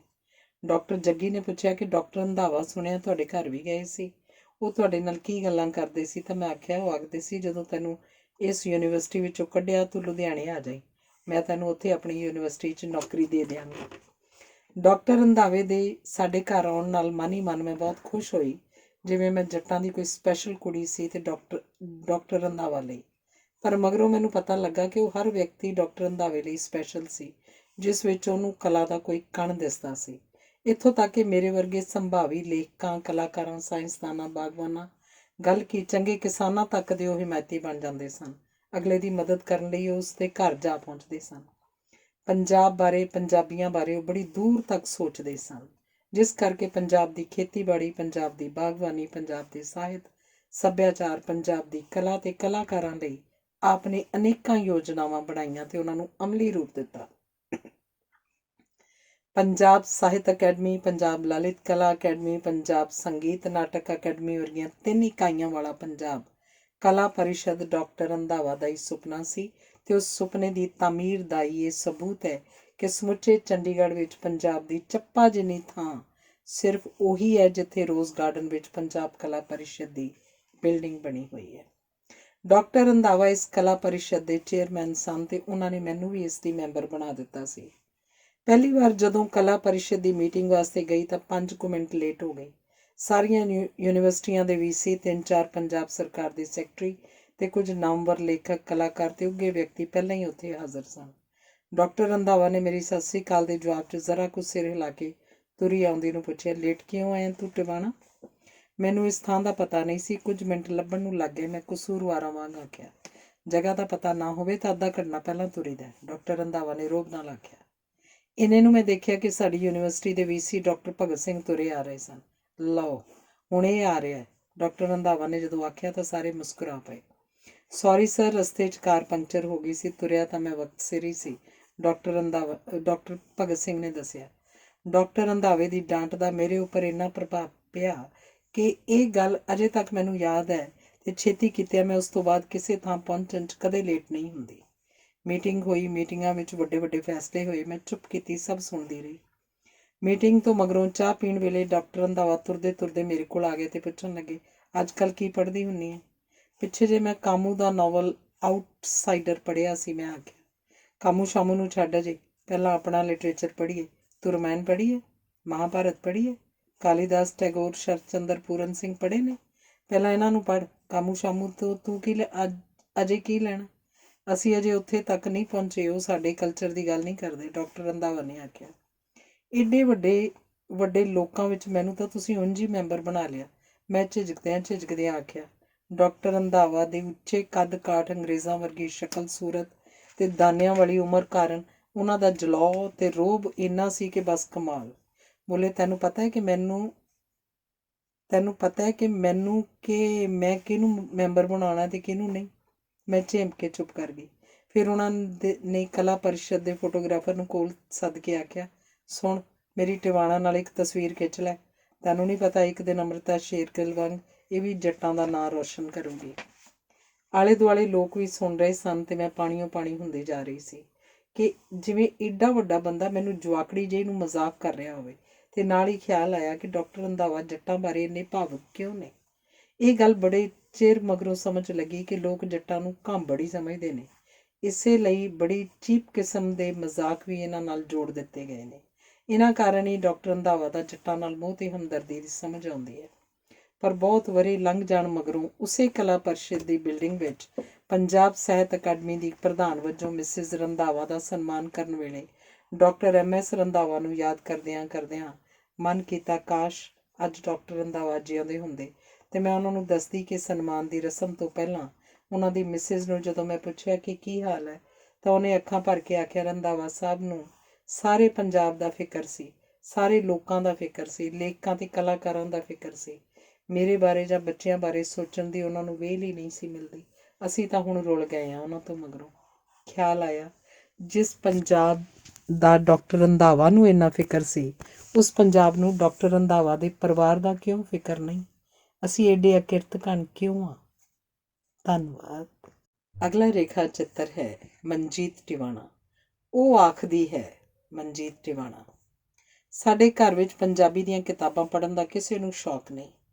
ਵੀਰੇ ਤੇ ਮਨਜੀਤ ਨੂੰ ਮੈਂ ਸਕੂਲ ਵਿੱਚ ਵੀ ਪੰਜਾਬੀ ਮਜ਼ਬੂਨ ਨਹੀਂ ਸੀ ਲੈਣ ਦਿੱਤਾ। ਸੋਚਿਆ ਅੰਗਰੇਜ਼ੀ ਸਕੂਲ 'ਚ ਪੜ੍ਹਦਿਆਂ ਅੰਗਰੇਜ਼ੀ ਤਾਂ ਆ ਹੀ ਜਾਏਗੀ, ਦੂਜੀ ਬੋਲੀ ਹਿੰਦੀ ਆਉਣੀ ਚਾਹੀਦੀ ਹੈ ਤੇ ਜੋ ਸਾਡੀ ਰਾਸ਼ਟਰੀ ਭਾਸ਼ਾ ਹੈ ਪੰਜਾਬੀ ਤਾਂ ਘਰੋਂ ਹੀ ਸਿੱਖ ਜਾਣਗੇ। ਵੱਡਿਆਂ ਹੁੰਦਿਆਂ ਤੀਕ ਇਹ ਅੰਗਰੇਜ਼ੀ ਵੱਲ ਇੰਨੇ ਚਲੇ ਗਏ ਕਿ ਪੰਜਾਬੀ ਇਹਨਾਂ ਨੂੰ ਕਈ ਨਹੀਂ ਆਉਂਦੀ। ਉਂਝ ਵੀ ਇਹ ਪੰਜਾਬੀ ਨੂੰ ਦੇਸੀ ਜੀ ਬੋਲੀ ਸਮਝ ਕੇ ਮਜ਼ਾਕ ਕਰਨ ਲੱਗ ਪਏ। ਮੇਰੀ ਵਲਾਇਤ ਰਹਿੰਦੀ ਭੈਣ ਦਾ ਘਰ ਵਾਲਾ ਹਰਨੇਕ ਆਖਦਾ ਸੀ, ਬੰਦੇ ਨੂੰ ਬਿਜ਼ਨਸ ਕਰਨਾ ਚਾਹੀਦਾ, ਜੋ ਬਿਜ਼ਨਸ ਨਾ ਹੋਵੇ, ਜੇ ਬਿਜ਼ਨਸ ਨਾ ਹੋਵੇ ਤਾਂ ਮੰਗ ਕੇ ਗੁਜ਼ਾਰਾ ਕਰ ਲਏ, ਜੇ ਮੰਗਿਆ ਵੀ ਨਾ ਜਾਏ ਤਾਂ ਪੰਜਾਬੀ ਦੀ ਐਮਏ ਕਰ ਲਏ। ਉਹਦੀ ਇਸ ਗੱਲ ਉੱਪਰ ਸਾਰੇ ਹੱਸਦੇ ਸਨ। ਮੈਂ ਜੋ ਘਰ 'ਚ ਸਭ ਤੋਂ ਵੱਡੀ ਹੋਣ ਕਾਰਨ ਮੁਫਤ ਦਾ ਰੋਹ ਪਾਉਂਦੀ ਰਹਿੰਦੀ ਸੀ, ਇਹੀ ਤਾਂ ਇੱਕ ਗੱਲ ਸੀ ਮੇਰੇ ਉੱਪਰ ਰੋਹ ਪਾਉਣ ਵਾਲੀ ਕਿ ਮੈਂ ਪੰਜਾਬੀ ਦੀ ਪ੍ਰੋਫੈਸਰ ਸੀ, ਪੰਜਾਬੀ 'ਚ ਲਿਖਦੀ ਸੀ। ਉਹਨਾਂ ਨੂੰ ਇਹ ਵੀ ਲੱਗਦਾ ਸੀ ਕਿ ਅੰਗਰੇਜ਼ੀ ਮੈਨੂੰ ਸ਼ਾਇਦ ਆਉਂਦੀ ਨਹੀਂ। ਉਹਨਾਂ ਨੂੰ ਇਸ ਗੱਲ ਦੀ ਵੀ ਹੈਰਾਨੀ ਲੱਗਦੀ ਸੀ ਕਿ ਮੈਂ ਅੰਗਰੇਜ਼ੀ ਦੀਆਂ ਕਿਤਾਬਾਂ ਪੜ੍ਹਦੀ ਰਹਿੰਦੀ ਸੀ। ਜਦੋਂ 1972 'ਚ ਮੈਨੂੰ ਸਾਹਿਤ ਅਕੈਡਮੀ ਦਿੱਲੀ ਤੋਂ ਅਵਾਰਡ ਮਿਲਿਆ ਤਾਂ ਰੇਡੀਓ ਉੱਪਰ ਖਬਰਾਂ ਵਿੱਚ ਇੱਕ ਇਹ ਖਬਰ ਵੀ ਸੀ। ਵੀਰਾ ਉਦੋਂ ਆਪਣੀ ਪਲਟਨ ਦੇ ਨਾਲ ਨਾਗਾਲੈਂਡ ਵਿੱਚ ਸੀ। ਕਿਸੇ ਨੇ ਦੱਸਿਆ ਵੇਲੇ ਵੇਲੇ ਉਹ ਆਪਣੇ ਜਵਾਨਾਂ ਤੋਂ ਸ਼ੇਰ ਲਿਖਵਾ ਕੇ ਜੰਗਲ ਦੇ ਦਰਖਤਾਂ ਉੱਪਰ ਟੰਗਵਾਉਂਦਾ ਰਹਿੰਦਾ ਹੈ। ਰੇਡੀਓ ਤੋਂ ਖਬਰ ਸੁਣ ਕੇ ਉਹਦੇ ਕਰਨਲ ਨੇ ਵੀਰੇ ਨੂੰ ਸੱਦਿਆ ਤੇ ਪੁੱਛਿਆ, ਕਿਸੇ ਟਿਵਾਣਾ ਲੜਕੀ ਨੂੰ ਸਾਹਿਤ ਅਕੈਡਮੀ ਦਾ ਇਨਾਮ ਮਿਲਿਆ, ਤੂੰ ਜਾਣਦਾ? ਵੀਰੇ ਨੇ ਦੱਸਿਆ, ਉਹ ਮੇਰੀ ਸਿਸਟਰ ਹੈ। ਕਰਨਲ ਨੇ ਖਬਰ ਬਾਕੀ ਅਫਸਰਾਂ ਨੂੰ ਵੀ ਦੱਸੀ ਤੇ ਉਸ ਸ਼ਾਮ ਸਾਰੇ ਅਫਸਰਾਂ ਨੇ ਖੁਸ਼ੀ 'ਚ ਵੀਰੇ ਤੋਂ ਵਿਸਕੀ ਪੀਤੀ। ਘਰ ਛੁੱਟੀ ਆਇਆ ਵੀਰਾ ਮੈਨੂੰ ਪੁੱਛਣ ਲੱਗਾ, ਭੈਣ ਜੀ ਤੁਹਾਡੀਆਂ ਕਿਤਾਬਾਂ ਦੇ ਨਾਮ ਕੀ ਨੇ? ਕੀ ਗੱਲ ਤੂੰ ਪੜ੍ਹਨੀਆਂ ਨੇ? ਮੈਂ ਪੁੱਛਿਆ। ਨਹੀਂ, ਲੋਕ ਪੁੱਛ ਲੈਂਦੇ ਨੇ, ਉਹਨੇ ਦੱਸਿਆ। ਤੇ ਮੇਰੇ ਬਾਰੇ ਬੀਜੀ ਆਖਦੇ ਹੁੰਦੇ ਸੀ, ਅਕਲ ਤਾਂ ਬਥੇਰੀ ਸੀ ਜੇ ਕਿਸੇ ਚੰਗੇ ਪਾਸੇ ਲਾਉਂਦੀ। ਮਨਜੀਤ ਚੰਡੀਗੜ੍ਹ ਪੜ੍ਹਦੀ ਸੀ। ਪਹਿਲੇ ਉਹਨੇ ਸਾਈਕੋਲੋਜੀ ਤੇ ਮਗਰੋਂ ਅੰਗਰੇਜ਼ੀ ਦੀ ਐਮਏ ਕੀਤੀ। ਲੋਕਾਂ ਨੇ ਉਹਨੂੰ ਪੁੱਛਣਾ, ਤੂੰ ਟਿਵਾਣਾ ਦੀ ਭੈਣ ਹੈ? ਉਹਨੇ ਆਖਣਾ, ਨਹੀਂ, ਉਹ ਮੇਰੀ ਭੈਣ ਹੈ। ਫਿਰ ਉਹ ਮੰਨਣੋਂ ਹੀ ਹਟ ਗਈ ਕਿ ਮੈਂ ਉਹਦੀ ਭੈਣ ਹਾਂ। ਉਹਦੀ ਦਲੀਲ ਸੀ, ਲੋਕ ਗੱਲ ਉਸ ਨਾਲ ਕਰਦੇ ਹਨ ਤੇ ਪੁੱਛਦੇ ਮੇਰੇ ਬਾਰੇ ਹਨ। ਮੈਨੂੰ ਸਮਝ ਨਹੀਂ ਆਉਂਦੀ, ਲੋਕ ਤੁਹਾਨੂੰ ਮਹੱਤਤਾ ਕਿਉਂ ਦਿੰਦੇ ਨੇ? ਪੰਜਾਬੀ 'ਚ ਕਿਤਾਬਾਂ ਲਿਖ ਲੈਣੀਆਂ ਵੀ ਕੋਈ ਗੱਲ ਹੈ? ਉਹ ਆਖਦੀ। ਫਿਰ ਕਿਸੇ ਨੇ ਦੱਸਿਆ, ਮਨਜੀਤ ਪੰਜਾਬੀ 'ਚ ਕਵਿਤਾਵਾਂ ਲਿਖਦੀ ਹੈ। ਮੈਨੂੰ ਇਤਬਾਰ ਨਾ ਆਇਆ। ਸੋਚਿਆ ਪੰਜਾਬੀ 'ਚ ਕਵਿਤਾਵਾਂ ਲਿਖ ਕੇ ਉਹ ਜ਼ਰੂਰ ਪੰਜਾਬੀ ਕਵਿਤਾ ਦਾ ਮਜ਼ਾਕ ਉਡਾਉਂਦੀ ਹੋਏਗੀ। ਪਰ ਇਲਹਾਮ, ਇਲਜ਼ਾਮ, ਉਣੀਂਦਾ ਵਰਤਮਾਨ, ਸਵਿਤਰੀ, ਉਹਦੀ ਕਵਿਤਾ ਦੀਆਂ ਤਾਂ 4 ਕਿਤਾਬਾਂ ਛਪ ਗਈਆਂ ਸਨ। ਉਹਦੀ ਕਵਿਤਾ ਨੂੰ ਸਾਹਿਤ ਅਕੈਡਮੀ ਨਵੀਂ ਦਿੱਲੀ ਨੇ ਅਵਾਰਡ ਵੀ ਦੇ ਦਿੱਤਾ ਸੀ। ਪਹਿਲੀ ਵਾਰੀ ਜਦੋਂ ਮੈਂ ਉਹਦੀ ਕਵਿਤਾ ਪੜ੍ਹੀ ਤਾਂ ਬੜੀ ਹੈਰਾਨੀ ਹੋਈ। ਕਵਿਤਾ ਵਿੱਚ ਉਹ ਕੱਚੀ ਉਮਰ ਦੀਆਂ ਕੱਚੀਆਂ ਜਿਹੀਆਂ ਗੱਲਾਂ ਨਹੀਂ ਸੀ ਕਰ ਰਹੀ। ਉਹਦੀ ਕਵਿਤਾ ਤਾਂ ਤੀਖਣ ਵਿਰਾਟ ਚਿੰਤਨ ਦੀ ਧਾਰਨੀ ਸੀ। ਮਸਲਨ ਉਹ ਕਹਿੰਦੀ ਹੈ, ਇੱਕ ਇਹੋ ਜਿਹੇ ਸਮੇਂ ਆ ਗਏ ਨੇ, ਅਸੀਂ ਸਮੇਂ ਦੀ ਦਹਿਲੀਜ਼ 'ਤੇ ਬੈਠੇ ਆਪਣੇ ਹੀ ਘਰ ਦਾ ਪਤਾ ਪੁੱਛ ਰਹੇ ਹਾਂ। ਚਿਤਾ ਦੀ ਅੱਗ ਤੇ ਯੱਗ ਦੀ ਅੱਗ 'ਚ ਜਦੋਂ ਅੰਤਰ ਮੁੱਕ ਜਾਏ ਫਿਰ ਕੀ ਕਰੀਏ? ਜ਼ੰਜੀਰ ਨੂੰ ਪੰਜੇ ਬਣਦਿਆਂ ਚਿਰ ਲੱਗਦਾ ਹੈ, ਬੰਦੀਆਂ ਨੂੰ ਆਜ਼ਾਦ ਹੁੰਦਿਆਂ ਡਰ ਲੱਗਦਾ ਹੈ, ਬੰਦਿਆਂ ਨੂੰ ਇਨਸਾਨ ਬਣਦਿਆਂ ਯੁੱਗ ਲੱਗਦਾ ਹੈ। ਮੈਂ ਦੇਖਿਆ ਮਨਜੀਤ ਦੀ ਕਵਿਤਾ ਯੁੱਗ ਬੋਧ ਦੀ ਧਾਰਨੀ ਹੈ। ਪਰੰਪਰਾ ਦੀਆਂ ਰਵਾਇਤੀ ਗੱਲਾਂ ਨੂੰ ਉਹ ਪਛਾਣ ਛੱਡ ਆਈ ਸੀ। ਸੱਚ ਕਹਿ ਸਕਣ ਦੀ ਉਸ ਵਿੱਚ ਜੁਰਤ ਵੀ ਸੀ, ਕਹਿਣ ਦੀ ਉਸ ਕੋਲ ਜਾਚ ਵੀ ਸੀ। ਜਿਵੇਂ ਕੁਝ ਕੁੜੀਆਂ ਬਨਾਰਸੀ ਸਾੜੀਆਂ ਹੁੰਦੀਆਂ ਹਨ ਜਿਨ੍ਹਾਂ ਨੂੰ ਇੱਕ ਵਾਰ ਵੇਖ ਕੇ ਜੀ ਭਰ ਜਾਂਦਾ ਹੈ। ਕੁਝ ਕੁੜੀਆਂ ਬੇਗਮ ਅਖਤਰ ਦੀਆਂ ਗਜ਼ਲਾਂ ਹੁੰਦੀਆਂ ਹਨ ਜੋ ਬਹੁਤ ਘੱਟ ਲੋਕਾਂ ਨੂੰ ਪਸੰਦ ਆਉਂਦੀਆਂ ਹਨ। ਮਨਜੀਤ ਦੀ ਕਵਿਤਾ, ਪਤੀ ਇੱਕ ਭੁੱਖਾ ਭੇੜੀਆ ਹੈ ਜੋ ਤੁਹਾਨੂੰ ਹੋਰ ਸਭ ਭੇੜੀਆਂ ਤੋਂ ਬਚਾ ਲੈਂਦਾ ਹੈ ਪਰ ਆਖਰ ਵਿੱਚ ਆਪ ਖਾ ਜਾਂਦਾ ਹੈ। ਆਧੁਨਿਕ ਔਰਤ ਦਾ ਹਲਫੀਆ ਬਿਆਨ ਵੀ ਤਾਂ ਹੋ ਸਕਦਾ ਹੈ। ਅਸੀਂ ਇਸ ਉੱਪਰ ਗੌਰ ਕੀਤੇ ਬਿਨਾਂ ਨਹੀਂ ਅਗਾਂਹ ਲੰਘ ਸਕਦੇ। ਉਹ ਵਰਤਮਾਨ ਪੀੜ੍ਹੀ ਦੀ ਇੱਕ ਜ਼ਹੀਨ ਸ਼ਾਇਰਾ ਹੈ। ਇਸੇ ਲਈ ਉਹਦਾ ਸਮਕਾਲੀ ਕਵੀ ਸੁਰਜੀਤ ਪਾਤਰ ਉਹਨੂੰ ਸਾਡੇ ਸਮਿਆਂ ਦੀ ਰਾਬੀਆ ਆਖਦਾ। ਉਹ ਕਹਿੰਦੀ ਹੈ, ਮੈਂ ਭੂਤ ਅਤੇ ਭਵਿੱਖ ਵਿਚਲੀ ਅਨਹੋਣੀ ਕਥਾ ਦਾ ਬਿਆਨ ਹਾਂ। ਮੈਂ ਤਾਂ ਕੱਸੀ ਹੋਈ ਰੱਸੀ 'ਤੇ ਤੁਰਦਾ ਸਾਡੀ ਪੀੜ੍ਹੀ ਦਾ ਉਣੀਂਦਾ ਵਰਤਮਾਨ ਹਾਂ।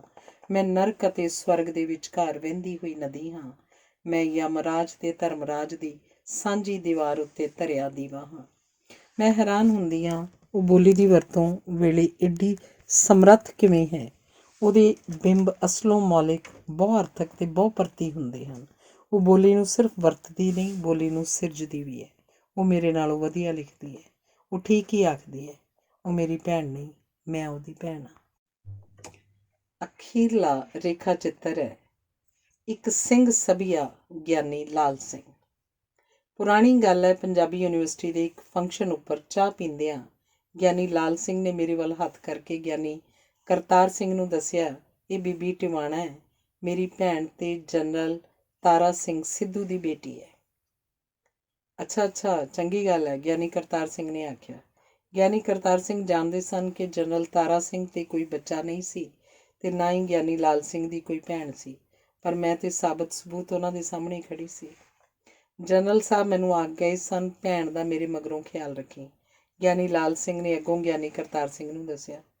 ਜਨਰਲ ਤਾਰਾ ਸਿੰਘ ਸਿੱਧੂ ਮੇਰੇ ਫੁੱਫੜ ਜੀ ਸਨ, ਹੁਣ ਜਿਨ੍ਹਾਂ ਦੀ ਮੈਂ ਬੇਟੀ ਸੀ। ਕੁਝ ਦਿਨਾਂ ਮਗਰੋਂ ਰੱਖੜੀ ਦਾ ਤਿਉਹਾਰ ਆ ਗਿਆ। ਮੈਂ ਮਠਿਆਈ ਦਾ ਡੱਬਾ ਤੇ ਰੱਖੜੀ ਲੈ ਕੇ ਗਿਆਨੀ ਲਾਲ ਸਿੰਘ ਹੋਰਾਂ ਦੀ ਕੋਠੀ ਚਲੀ ਗਈ।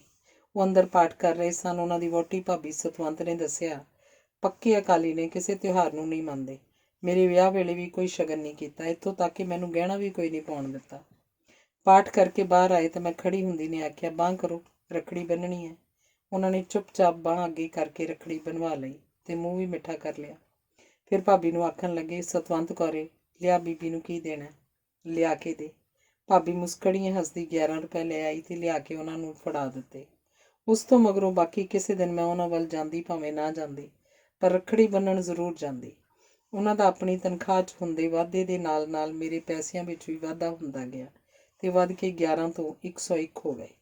ਜੇ ਕਦੇ ਪਹੁੰਚਣ 'ਚ ਮਾੜੀ ਮੋਟੀ ਦੇਰ ਹੋ ਜਾਂਦੀ ਤਾਂ ਭਾਬੀ ਆਖਦੀ, ਨਹਾ ਧੋ ਕੇ ਸਵੇਰ ਦੇ ਉਡੀਕ ਰਹੇ ਨੇ। ਸਾਡੀ ਵਾਰੀ ਹਰੇਕ ਗੱਲ ਨੂੰ ਆਖ ਦਿੰਦੇ ਸੀ, ਅਸੀਂ ਤਾਂ ਅਕਾਲੀ ਹਾਂ, ਅਸੀਂ ਨਹੀਂ ਮੰਨਦੇ ਕਿਸੇ ਰਸਮ ਰਿਵਾਜ ਨੂੰ, ਤੇ ਹੁਣ ਭੈਣ ਤੋਂ ਚੁੱਪ ਕਰਕੇ ਰੱਖੜੀ ਬਣਵਾ ਲੈਂਦੇ ਨੇ। ਇਹ ਨਹੀਂ ਰਸਮ ਰਿਵਾਜ, ਭਾਬੀ ਉਹਨਾਂ ਨੂੰ ਛੇੜਨ ਵਾਂਗ ਆਖਦੀ, ਪਰ ਉਹ ਕੋਈ ਜਵਾਬ ਨਾ ਦਿੰਦੇ। ਜਿਸ ਸਾਲ ਬੀਰ ਅੰਦਰ ਗੁਜ਼ਰਿਆ, ਰੱਖੜੀ ਵਾਲੇ ਦਿਨ ਮੈਂ ਬਹੁਤ ਰੋਈ, ਅੰਦਰ ਪਈ ਰਹੀ। ਗਿਆਨੀ ਲਾਲ ਸਿੰਘ ਹੋਰਾਂ ਵੱਲ ਵੀ ਰੱਖੜੀ ਬੰਨ੍ਹਣ ਨਾ ਗਈ। ਉਡੀਕ ਕੇ ਉਹ ਆਪ ਸਾਡੇ ਘਰ ਆ ਗਏ ਤੇ ਭਾਬੀ ਨੇ ਦੱਸਿਆ, ਆਖਦੇ ਸੀ ਆਪਾਂ ਚੱਲਦੇ ਹਾਂ ਬੀਬੀ ਵੱਲ। ਅੱਜ ਜਦੋਂ ਬੀਰ ਅੰਦਰ ਤੇ ਗਿਆਨੀ ਲਾਲ ਸਿੰਘ ਮੇਰੇ ਦੋਵੇਂ ਭਰਾ ਇਸ ਜੱਗ ਉੱਪਰ ਨਹੀਂ, ਤਾਂ ਮੈਨੂੰ ਭਰਾਵਾਂ ਬਾਹਰੀ ਭੈਣਾਂ ਦਾ ਵੈਣਾ ਵਰਗਾ ਲੋਕ ਗੀਤ ਯਾਦ ਆਉਂਦਾ ਹੈ। ਮੈਨੂੰ ਮਰੀ ਨੂੰ ਆਜੂ ਦੁਪਹਿਰਾ ਵੇ ਮੇਰੀ ਅੰਮਾਂ ਦੇ ਜਾਇਓ। ਮਤਲਬ ਹੈ, ਭੈਣ ਮਰੀ ਤੋਂ ਭਰਾ ਕਫਨ ਲੈ ਕੇ ਪਹੁੰਚਦੇ ਨੇ ਤਾਂ ਉਹਦਾ ਸੰਸਕਾਰ ਕੀਤਾ ਜਾਂਦਾ ਹੈ। ਜਿਹਦੇ ਭਰਾ ਹੀ ਨਹੀਂ ਸੀ, ਉਹਨੇ ਤਾਂ ਇਹੀ ਆਖਣਾ ਹੈ ਕਿ ਮੇਰੀ ਮਰੀ ਤੋਂ ਤੁਹਾਨੂੰ ਉਡੀਕਣਗੇ ਵੀ ਭੁੱਲ ਗਏ ਜੇ ਚੇਤੇ ਵਾਲਿਓ। ਇਸੇ ਲਈ ਤਾਂ ਕੁੜੀਆਂ ਭਰਾਵਾਂ ਨੂੰ ਸਾਰੀ ਉਮਰ ਮਾਪੇ ਆਖਦੀਆਂ ਨੇ। ਖੈਰ ਇਹ ਤਾਂ ਵਕਤੀ ਗੱਲਾਂ ਨੇ, ਮੈਂ ਕਿਹੜਾ ਸਦਾ ਹੀ ਬੈਠੀ ਰਹਿਣਾ। ਮੈਂ ਗਿਆਨੀ ਲਾਲ ਸਿੰਘ ਦੀ ਪੰਜਾਬੀ ਬੋਲੀ, ਸਾਹਿਤ ਤੇ ਸਮਾਜ ਨੂੰ ਦੇਣ ਚੇਤੇ ਕਰਵਾਉਣਾ ਚਾਹਾਂਗੀ। ਉਹਨਾਂ ਨੇ ਜੀਵਨ ਕਹਾਣੀ ਜੋ ਪੁਸਤਕ ਲਿਖੀ ਹੈ, ਉਸੇ ਦੀ ਜੇ ਆਪਾਂ ਗੱਲ ਕਰੀਏ ਤਾਂ ਉਸ ਵਿੱਚ ਸਭ ਕੁਝ ਆ ਜਾਏਗਾ। ਇਹ ਸਵੈ ਜੀਵਨੀ ਹੈ। ਸਵੈ ਜੀਵਨੀ ਦਾ ਸਿੱਧਾ ਅਰਥ ਹੈ ਆਪਣੇ ਆਪ ਦੁਆਰਾ ਲਿਖੀ ਗਈ ਆਪਣੀ ਕਹਾਣੀ। ਕੋਈ ਆਪਣੇ ਬਾਰੇ ਇਉਂ ਕਿਉਂ ਲਿਖਦਾ ਹੈ, ਕਦੋਂ ਲਿਖਦਾ ਹੈ, ਇਸ ਗੱਲ ਦਾ ਜਵਾਬ ਹਰ ਸਵੈ ਜੀਵਨੀ ਲੇਖਕ ਦਾ ਵੱਖਰਾ ਹੁੰਦਾ ਹੈ। ਸਵੈ ਦੀ ਸਮਝ ਲਈ ਕੀਤਾ ਯਤਨ, ਸਵੈ ਦੀ ਪਹਿਚਾਣ, ਸਵੈ ਦੀ ਸਥਾਪਨਾ, ਸਵੈ ਸਿੱਧੀ, ਸਵੈ ਦੀ ਜਸਟੀਫਿਕੇਸ਼ਨ, ਸਵੈ ਦਾ ਪ੍ਰਗਟਾ, ਸਵੈ ਦੀ ਦੂਜਿਆਂ ਤੱਕ ਰਸਾਈ ਦੀ ਇੱਛਾ ਲੇਖਕ ਦਾ ਮੁੱਖ ਉਦੇਸ਼ ਕੁਝ ਵੀ ਹੋ ਸਕਦਾ ਹੈ। ਪਰ ਇਹ ਸਵੈ ਕੀ ਹੈ? ਕੀਟਾਂ ਅੰਦਰ ਕੀਟ ਤੋਂ ਲੈ ਕੇ ਅਹਮ ਬ੍ਰਹਮ ਅਸਮੀ ਤੱਕ ਇਸ ਸਵੈ ਦੇ ਵਿਕਾਸ ਦੇ ਇਤਿਹਾਸ ਦੇ ਪੜਾਅ ਹਨ। ਹਰ ਇੱਕ ਸਵੈ ਦੇ ਵਿਕਾਸ ਦੇ ਇਤਿਹਾਸ ਦਾ ਇਹ ਪੜਾਈ ਉਸ ਜਨਮ ਵਿੱਚ ਉਹਦੇ ਸਵੈ ਦਾ ਆਦ ਅੰਤ ਮਿਲਦਾ ਹੈ। ਉਹਦੇ ਸਵੈ ਦੇ ਸਵੈ ਨਾਲ ਰਿਸ਼ਤੇ ਸਿਰਜਦਾ ਹੈ। ਇਹਨਾਂ ਰਿਸ਼ਤਿਆਂ ਦੇ ਪਿਛੋਕੜ ਵਿੱਚ ਖਲੋ ਕੇ ਮੁੱਲ ਵਿਧਾਨ ਨੂੰ ਨਿਰਧਾਰਤ ਕਰਦਾ ਹੈ। ਰਾਖਸ਼, ਮਾਨਸ, ਦੇਵਤੇ ਮਨੁੱਖੀ ਦੇਹਾਂ ਦੇ ਨਾਮ ਨਹੀਂ, ਮਨੁੱਖ ਦੀ ਚੇਤਨਤਾ ਤੇ ਵਿਕਾਸ ਦੇ ਪੜਾਵਾਂ ਦੀ ਨਿਸ਼ਾਨਦੇਹੀ ਕਰਨ ਵਾਲੇ ਪ੍ਰਤੀਕ ਹਨ। ਸਾਡੀ ਕਰਮ ਗਤੀ ਸਾਨੂੰ ਵਿਕਾਸ ਦੇ ਇਸ ਰਾਹ ਉੱਪਰ ਅੱਗੇ ਪਿੱਛੇ ਲੈ ਜਾਣ ਦੀ ਸਮਰੱਥਾ ਬਣਦੀ ਹੈ। ਨਵੀਆਂ ਚਿੰਤਨ ਪ੍ਰਣਾਲੀਆਂ ਨੇ ਮਨੁੱਖ ਦੀ ਪਹਿਚਾਣ ਸ੍ਰਿਸ਼ਟੀ ਦੇ ਕੇਂਦਰ ਬਿੰਦੂ ਵਜੋਂ ਕਰਵਾਈ, ਮਨੁੱਖ ਨੂੰ ਉਹਦੀਆਂ ਸੀਮਾਵਾਂ ਤੇ ਸੰਭਾਵਨਾਵਾਂ ਤੋਂ ਚੇਤਨ ਕਰਵਾਇਆ। ਪਹਿਲੀ ਵਾਰੀ ਆਧੁਨਿਕ ਯੁੱਗ ਵਿੱਚ ਉਹਨੇ ਸ੍ਰਿਸ਼ਟੀ ਨੂੰ ਸਵੈ ਦੇ ਪ੍ਰਸੰਗ 'ਚ ਵਿਚਾਰਿਆ। ਸਵੈ ਦੀ ਕੀਮਤ ਤੇ ਅਹਿਮੀਅਤ ਪਹਿਚਾਣ ਕੇ ਆਪਣੀ ਹੋਣੀ ਆਪ ਸਿਰਜ ਸਕਣ ਦੇ ਸਮਰੱਥ ਮਹਿਸੂਸ ਕੀਤਾ। ਵਿਅਕਤੀਵਾਦ ਦੀ ਇਸੇ ਪ੍ਰਵਿਰਤੀ ਅਧੀਨ ਸਵੈ ਕੇਂਦਰਿਤ ਚਿੰਤਨ ਤੇ ਚੇਤਨਾ ਨੂੰ ਸਵੈ ਜੀਵਨੀ ਵੱਲ ਤੋਰਿਆ। ਪਰ ਗਿਆਨੀ ਲਾਲ ਸਿੰਘ ਦੀ ਸਵੈ ਜੀਵਨ ਕਹਾਣੀ ਨੂੰ ਪ੍ਰਿੰਸੀਪਲ ਤੇਜਾ ਸਿੰਘ ਦੀ ਸਵੈ ਜੀਵਨੀ ਆਰਸੀ ਵਾਂਗ ਹੀ ਕਿਸੇ ਸਰਲ ਪਰਿਭਾਸ਼ਾ ਵਿੱਚ ਨਹੀਂ ਬੰਨ੍ਹਿਆ ਜਾ ਸਕਦਾ। ਪ੍ਰਿੰਸੀਪਲ ਤੇਜਾ ਸਿੰਘ ਨੇ ਪੁਸਤਕ ਆਰੰਭ ਕਰਨ ਤੋਂ ਪਹਿਲਾਂ ਰੱਬ ਅੱਗੇ ਅਰਦਾਸ ਕੀਤੀ ਕਿ ਜੋ ਕੁਝ ਮੈਂ ਲਿਖਾਂ ਸੱਚੋ ਸੱਚ ਹੋਵੇ। ਇਸ ਲਿਖਤ 'ਚ ਕੋਈ ਕੁੜੱਤਣ, ਲਾਗਤਬਾਜ਼ੀ ਜਾਂ ਦਿਲ ਦੁਖਾਵੀਂ ਗੱਲ ਨਾ ਆਵੇ। ਦੂਜੀ ਇਸ ਗੱਲ ਦੀ ਅਰਦਾਸ ਕੀਤੀ ਕਿ ਮੈਥੋਂ ਆਪਣੇ ਬਾਰੇ ਬਹੁਤੀਆਂ ਗੱਲਾਂ ਨਾ ਅਖਵਾਉਣੀਆਂ, ਸਗੋਂ ਬਹੁਤਾ ਕੁਝ ਉਹਨਾਂ ਘਟਨਾਵਾਂ ਤੇ ਵਿਅਕਤੀਆਂ ਸੰਬੰਧੀ ਲਿਖਵਾਉਣਾ ਜਿਨ੍ਹਾਂ ਤੋਂ ਮੈਂ ਪ੍ਰਭਾਵਿਤ ਹੋਇਆ। ਗਿਆਨੀ ਲਾਲ ਸਿੰਘ ਨੇ ਅਜਿਹੀ ਕੋਈ ਅਰਦਾਸ ਤਾਂ ਨਹੀਂ ਕੀਤੀ, ਪਰ ਇਹ ਜੀਵਨ ਕਹਾਣੀ ਇਸ ਗੱਲ ਦੀ ਗਵਾਹ ਹੈ ਕਿ ਲੇਖਕ ਇਹਨਾਂ ਦੋਵੇਂ ਗੱਲਾਂ ਤੋਂ ਪੂਰੇ ਤੌਰ ਉੱਪਰ ਚੇਤੰਨ ਹੈ, ਜਾਂ ਇਉਂ ਆਖ ਲਓ ਕਿ ਸਾਰੀ ਜੀਵਨ ਕਹਾਣੀ 'ਚ ਇਹਨਾਂ ਦੋਵੇਂ ਗੱਲਾਂ ਨੂੰ ਹਮੇਸ਼ਾ ਯਾਦ ਰੱਖਿਆ।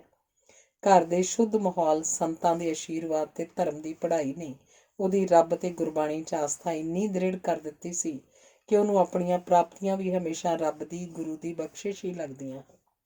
ਇਸ ਪੁਸਤਕ ਦਾ ਨਾਮ ਮੇਰੀ ਜੀਵਨ ਕਹਾਣੀ ਦੀ ਥਾਂ ਲੇਖਕ ਨੇ ਜੀਵਨ ਕਹਾਣੀ ਰੱਖਿਆ। ਇਹ ਅਚੇਤ ਹੀ ਵਾਪਰੀ ਗਲਤੀ ਨਹੀਂ ਆਖੀ ਜਾ ਸਕਦੀ। ਸਵੈ ਜੀਵਨੀ ਪੜ੍ਹਨ ਮਗਰੋਂ ਸਪਸ਼ਟ ਹੋ ਜਾਂਦਾ ਕਿ ਅਸਲ ਵਿੱਚ ਇਹ ਲੇਖਕ ਦੀ ਜੀਵਨ ਕਹਾਣੀ ਨਾਲੋਂ ਵੱਧ ਉਹਨਾਂ ਘਟਨਾਵਾਂ, ਵਿਅਕਤੀਆਂ ਅਤੇ ਸੰਸਥਾਵਾਂ ਦੀ ਕਹਾਣੀ ਹੈ ਜਿਨ੍ਹਾਂ ਨਾਲ ਲੇਖਕ ਸੰਬੰਧਿਤ ਰਿਹਾ। ਉਦਾਹਰਨ ਦੇ ਤੌਰ 'ਤੇ ਸਿੱਖ ਸਿਆਸਤ, ਪੰਜਾਬੀ ਲੀਡਰ, ਦੇਸ਼ ਦੀ ਵੰਡ, ਪੰਜਾਬ ਸੰਕਟ, ਭਾਸ਼ਾ ਵਿਭਾਗ Punjab, public service commission, Punjabi university, Gurmat college, Guru Gobind Singh foundation, Sahit academy, ਸਭ ਦੇ ਸਭ ਆਪਣੇ ਕੁਦਰਤੀ ਤੇ ਸੱਚੇ ਰੂਪ 'ਚ ਆਪਣੀਆਂ ਸੀਮਾਵਾਂ ਤੇ ਸੰਭਾਵਨਾਵਾਂ ਸਮੇਤ ਸਵੈ ਜੀਵਨੀ 'ਚ ਹਾਜ਼ਰ ਹਨ।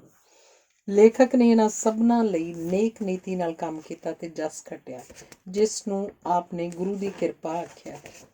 ਲੋਕਾਂ ਨੇ ਆਪ ਨੂੰ ਸਿੱਖਿਆ ਸ਼ਾਸਤਰੀ, ਪ੍ਰਤਿਭਾਮਾਨ ਮਨੁੱਖ, ਮਾਂ ਬੋਲੀ ਦਾ ਸੂਰਮਾ, ਸਪੁੱਤ, ਮਿੱਠ ਬੋਲੜਾ ਸੱਜਣ, ਪ੍ਰੇਰਨਾ ਦਾ ਸੋਮਾ, ਪੰਜਾਬ ਪੰਜਾਬੀ, ਪੰਜਾਬੀਅਤ ਦਾ ਮੁਦਈ, ਭਾਸ਼ਾ ਵਿਭਾਗ ਦਾ ਕਲਪ ਬ੍ਰਿਕਸ਼, ਸਾਰਥਕ ਜ਼ਿੰਦਗੀ ਦੀ ਦਾਸਤਾਂ ਅਨੇਕਾਂ ਵਿਸ਼ੇਸ਼ਣਾਂ ਨਾਲ ਯਾਦ ਕੀਤਾ ਹੈ। ਅਨੇਕ ਸੰਸਥਾਵਾਂ ਵੱਲੋਂ ਦਿੱਤੇ ਮਾਨ ਸਨਮਾਨਾਂ ਤੋਂ ਬਿਨਾਂ ਪੰਜਾਬੀ ਯੂਨੀਵਰਸਿਟੀ ਨੇ ਆਪ ਨੂੰ ਭਾਸ਼ਾ, ਸਾਹਿਤ, ਸੱਭਿਆਚਾਰ ਤੇ ਧਰਮ ਚਿੰਤਨ ਦੇ ਖੇਤਰ ਵਿੱਚ ਆਪਦੀ ਸ੍ਰੇਸ਼ਟ ਤੇ ਵਡਮੁੱਲੀ ਦੇਣ ਦੀ ਮਾਨਤਾ ਦੇ ਚਿੰਨ੍ਹ ਵਜੋਂ doctorate of literature the honorary degree ਦਿੱਤੀ। ਇਹ ਵੀ ਬਹੁਤ ਥੋੜ੍ਹੇ ਲੋਕਾਂ ਦੇ ਹਿੱਸੇ ਆਉਂਦਾ ਹੈ ਕਿ ਜਿਉਂਦੇ ਜੀ ਭਾਈ ਵੀਰ ਸਿੰਘ ਦਾ ਭਰਾ ਡਾਕਟਰ ਬਲਬੀਰ ਸਿੰਘ ਵਰਗਾ ਉੱਚ ਕੋਟੀ ਦਾ ਵਿਦਵਾਨ ਆਪ ਦੀ ਪ੍ਰਸ਼ੰਸਾ 'ਚ ਲਿਖ ਦੇਵੇ ਕਿ ਬੋਲੀ ਦੇਸ ਪੰਜਾਬ ਦੀ ਹੋ ਗਈ ਮਾਲਾ ਮਾਲ, ਰੰਗ ਚਲੂਲੇ ਰੰਗ ਗਈ, ਤੋੜ ਕੁਸੁੰਬੜੇ ਜਾਲ, ਵਸੇ ਰਸੇ ਸੁਵੰਨੜੀ, ਫਲੇ ਫੁੱਲੇ ਚਿਰਕਾਲ, ਲਾਲ ਸਿੰਘ ਦੀ ਲਾਲਸਾ ਪੂਰਨ ਪੈ ਗਈ ਕਾਲ। ਇਸ ਲਈ ਕਿ ਪੰਜਾਬੀ ਬੋਲੀ ਨੂੰ ਰਾਜ ਭਾਸ਼ਾ ਬਣਵਾਉਣ ਵਿੱਚ ਆਪਨੇ ਵਰ੍ਹਿਆਂ ਬੱਧੀ ਮਿਹਨਤ, ਸਿਰੜ ਤੇ ਲਗਨ ਨਾਲ ਕੰਮ ਕੀਤਾ ਸੀ, ਜਿਸ ਪੱਖੋਂ ਪੰਜਾਬ ਤੇ ਪੰਜਾਬੀ ਹਮੇਸ਼ਾ ਆਪਦੇ ਰਿਣੀ ਰਹਿਣਗੇ। ਇਹ ਕਹਾਣੀ ਇੱਕ ਅਜਿਹੇ ਵਿਅਕਤੀ ਦੀ ਸਵੈ ਜੀਵਨੀ ਹੈ ਜਿਹੜਾ ਸਵੈ ਤੋਂ ਪਾਰ ਲੰਘ ਕੇ ਸਰਬੱਤ ਦੇ ਭਲੇ ਲਈ ਸੋਚਦਾ ਹੈ। ਇਸ ਕਾਰਨ ਛੋਟੀਆਂ ਜਾਂ ਬੰਦੇ ਨੂੰ ਛੋਟਾ ਕਰਨ ਵਾਲੀਆਂ ਰਾਜਸੀ ਪਾਰਟੀਆਂ, ਧਾਰਮਿਕ ਵੰਡਾਂ, ਜਾਤ ਗੋਤ ਦੀਆਂ ਹੱਦਾਂ ਤੋਂ ਉੱਪਰ ਉੱਠ ਕੇ ਜਿਉਣ ਕਾਰਨ ਆਪਦੀ ਮਿੱਤਰਤਾ ਦਾ ਘੇਰਾ ਬਹੁਤ ਵਿਸ਼ਾਲ ਸੀ। ਇਹ ਸਭ ਮਿੱਤਰ, ਜਿਵੇਂ ਇਸ ਜੀਵਨ ਕਹਾਣੀ ਤੋਂ ਸਪਸ਼ਟ ਹੈ, ਆਪ ਦੇ ਪ੍ਰਸ਼ੰਸਕ ਵੀ ਸਨ, ਕਿਉਂਕਿ ਗੁਰਬਾਣੀ ਦਾ ਆਸਰਾ ਆਪ ਦਾ ਸਹੀ ਮਾਰਗ ਦਰਸ਼ਨ ਕਰਦਾ ਸੀ। ਇਸ ਆਸਰੇ ਦੀ ਗੱਲ ਇਸ ਸਵੈ ਜੀਵਨੀ 'ਚ ਥਾਂ ਪੁਰ ਥਾਂ ਕੀਤੀ ਗਈ ਹੈ। ਇਹ ਸਵੈ ਜੀਵਨੀ ਸ਼ੁਰੂ ਵਿੱਚ ਇੱਕ ਬੱਚੇ ਦੀ ਥਾਂ ਇੱਕ ਪਿੰਡ ਦੀ ਕਹਾਣੀ ਵਧੇਰੇ ਹੈ। ਗਿਆਨੀ ਗੁਰਦਿੱਤ ਸਿੰਘ ਦੀ ਹਰਮਨ ਪਿਆਰੀ ਪੁਸਤਕ ਮੇਰਾ ਪਿੰਡ ਵਾਂਗ ਇਹ ਪੁਸਤਕ ਵੀ ਪਿੰਡ ਦੀ ਜ਼ਿੰਦਗੀ ਤੋਂ ਦੇ ਯਥਾਰਥ ਤੇ ਅਰਥਾਂ ਤੇ ਸਾਨੂੰ ਲੈ ਜਾਂਦੀ ਹੈ। ਇਸ ਵਿੱਚ ਦਿੱਤਾ ਪਿੰਡ ਦਾ ਸਰਲ, ਸਾਊ, ਸਾਂਝਾ ਤੇ ਸਾਦਾ ਸੰਤਾਂ ਦੇ ਆਸ਼ੀਰਵਾਦ ਵਾਲੇ ਜੀਵਨ ਦਾ ਚਿੱਤਰਨ ਬੜਾ ਪ੍ਰਭਾਵਸ਼ਾਲੀ ਹੈ। ਅੱਗੋਂ ਪੜ੍ਹਾਈ ਦਾ ਸਿਲਸਿਲਾ, ਰਾਹ ਦੀਆਂ ਔਕੜਾਂ, ਮਦਦਗਾਰਾਂ ਦੀ ਸੁਹਿਰਦਤਾ ਨੂੰ ਬੜੇ ਰੌਚਕ ਢੰਗ ਨਾਲ ਬਿਆਨ ਕੀਤਾ। ਇੱਥੇ ਬਿਆਨ ਕੀਤੀ ਜ਼ਿੰਦਗੀ ਪ੍ਰੇਰਨਾਮਈ ਹੈ ਕਿ ਕਿਵੇਂ ਇੱਕ ਸਧਾਰਨ ਘਰ ਵਿੱਚ ਤੇ ਪਿੰਡ 'ਚ ਪੈਦਾ ਹੋ ਕੇ ਕੋਈ ਬੰਦਾ ਆਪਣੀ ਮਿਹਨਤ ਤੇ ਨੇਕ ਨੀਤੀ ਨਾਲ ਏਡੀਆਂ ਬੁਲੰਦੀਆਂ ਤੱਕ ਪਹੁੰਚ ਸਕਦਾ ਹੈ। ਇਸ ਸਵੈ ਜੀਵਨੀ ਦੇ ਲੇਖਕ ਨੇ ਆਮ ਲੇਖਕਾਂ ਵਾਂਗ ਕਿਧਰੇ ਵੀ ਆਪਣੀਆਂ ਔਖਾਂ ਨੂੰ ਵਧਾ ਚੜ੍ਹਾ ਕੇ ਪੇਸ਼ ਨਹੀਂ ਕੀਤਾ, ਨਾ ਹੀ ਆਪਣੀ ਗਲਤੀਆਂ ਨੂੰ ਸਹੀ ਸਿੱਧ ਕਰਨ ਦੀ ਕੋਸ਼ਿਸ਼ ਕੀਤੀ ਹੈ, ਨਾ ਹੀ ਆਪਣੀਆਂ ਪ੍ਰਾਪਤੀਆਂ ਦਾ ਢੰਡੋਰਾ ਪਿੱਟਿਆ। ਸਾਰੇ ਪੰਨਿਆਂ 'ਚ ਇੱਕ ਨੇਕ ਇਨਸਾਨ ਦੇ ਸਹਿਜ ਆਚਰਨ ਦੀ ਝਲਕ ਹੈ। ਜੋ ਪਤਨੀ ਲਈ ਚੰਗਾ ਪਤੀ ਹੈ, ਉਹ ਸੱਸ ਨੂੰ ਵੀ ਮਾਂ ਆਖ ਕੇ ਸੰਬੋਧਨ ਕਰਦਾ ਹੈ। ਉਹ ਬੱਚਿਆਂ ਲਈ ਚੰਗਾ ਪਿਤਾ ਹੈ। ਇਸੇ ਕਾਰਨ ਬੋਹੜ ਦੀ ਛਾਂ ਹੇਠ ਦੂਜੇ ਬੂਟੇ ਨਕੱਦੇ ਨਹੀਂ ਰਹੇ। ਉਹ ਮਾਪਿਆਂ ਦਾ ਬਹੁਤ ਹੀ ਆਗਿਆਕਾਰੀ ਪੁੱਤਰ ਹੈ। ਬਾਪ ਨੇ ਆਖਿਆ ਕਿ ਪੋਲੀਟਿਕਸ 'ਚ ਨਹੀਂ ਜਾਣਾ ਤੇ ਉਹ ਨਹੀਂ ਗਿਆ। ਉਹ ਮਾਤ ਹਿੱਤਾਂ ਲਈ ਚੰਗਾ ਅਫਸਰ ਹੈ ਤੇ ਮਿੱਤਰਾਂ ਲਈ ਚੰਗਾ ਮਿੱਤਰ। ਅਸਲ 'ਚ ਚੰਗਾ ਹੋਣਾ ਹੀ ਉਹਦੇ ਜੀਵਨ ਦਾ ਲਕਸ਼ ਹੈ ਤੇ ਇਸ ਲਕਸ਼ ਵੱਲ ਪੁੱਟੇ ਜਾਂਦੇ ਕਦਮਾਂ ਨੂੰ ਗੁਰਬਾਣੀ ਦਾ ਆਸਰਾ ਹੈ, ਰੱਬ ਲਈ ਸ਼ੁਕਰਾਨਾ ਹੈ। ਉਹ ਇਸ ਜੀਵਨ ਕਹਾਣੀ 'ਚ ਆਪਣੇ ਨਾਲੋਂ ਵੱਧ ਉਹਨਾਂ ਥਾਵਾਂ, ਸੰਸਥਾਵਾਂ ਤੇ ਵਿਅਕਤੀਆਂ ਦਾ ਜ਼ਿਕਰ ਵਧੇਰੇ ਕਰਦਾ ਜਿਨ੍ਹਾਂ ਨੇ ਪੰਜਾਬ ਲਈ, ਪੰਜਾਬੀ ਬੋਲੀ ਲਈ, ਪੰਜਾਬੀ ਲੋਕਾਂ ਲਈ, ਸਿੱਖ ਧਰਮ ਵਿਚਲੇ ਉੱਚੇ ਸੁੱਚੇ ਅਸੂਲਾਂ ਲਈ ਤਨ, ਮਨ, ਧਨ ਨਾਲ ਜੀਵਨ ਨੂੰ ਉਚਿਆਣ ਤੇ ਸਫਲ ਬਣਾਉਣ 'ਚ ਹਿੱਸਾ ਪਾਇਆ। ਇਹ ਸਵੈ ਜੀਵਨੀ ਗੰਭੀਰ ਸੁਰ ਵਾਲੀ ਸੰਜੀਦਾ ਪੁਸਤਕ ਹੈ ਜੋ ਪੜ੍ਹਨ ਯੋਗਤਾ ਹੈ। ਪ੍ਰੋਫੈਸਰ ਪ੍ਰੀਤਮ ਸਿੰਘ ਰਚਿਤ ਰੇਖਾ ਚਿੱਤਰਾਂ ਦੀ ਪੁਸਤਕ ਮੂਰਤਾਂ ਵਾਂਗ ਹੀ ਸ਼ੁੱਧ, ਠੇਠ, ਟਕਸਾਲੀ ਤੇ ਰੌਚਕ ਬੋਲੀ ਵਿੱਚ ਲਿਖੀ ਹੋਣ ਕਰਕੇ ਪਾਠਕ ਨੂੰ ਅਕਾਉਂਦੀ ਥਕਾਉਂਦੀ ਵੀ ਨਹੀਂ। ਸਮੁੱਚੇ ਰੂਪ 'ਚ ਗਿਆਨੀ ਲਾਲ ਸਿੰਘ ਦੀ ਸਵੈ ਜੀਵਨੀ ਨਾ ਹੋ ਕੇ ਉਸ ਸਮੇਂ ਦੇ ਪੰਜਾਬੀ ਜੀਵਨ ਦੀ ਜਿਵੇਂ ਇੱਕ ਕਾਤਰ ਹੋਵੇ। ਇਸ ਲਈ ਇਹ ਪੁਸਤਕ ਪੜ੍ਹਨ ਤੋਂ ਬਿਨਾਂ ਸਾਂਭਣ ਯੋਗ ਵੀ ਹੈ, ਕਿਉਂਕਿ ਆਪਣੇ ਬਾਰੇ ਦੱਸਣ ਲਈ ਹੁਣ ਉਹ ਸੰਸਾਰ ਉੱਤੇ ਨਹੀਂ ਰਹੇ ਹਨ। ਧੰਨਵਾਦ।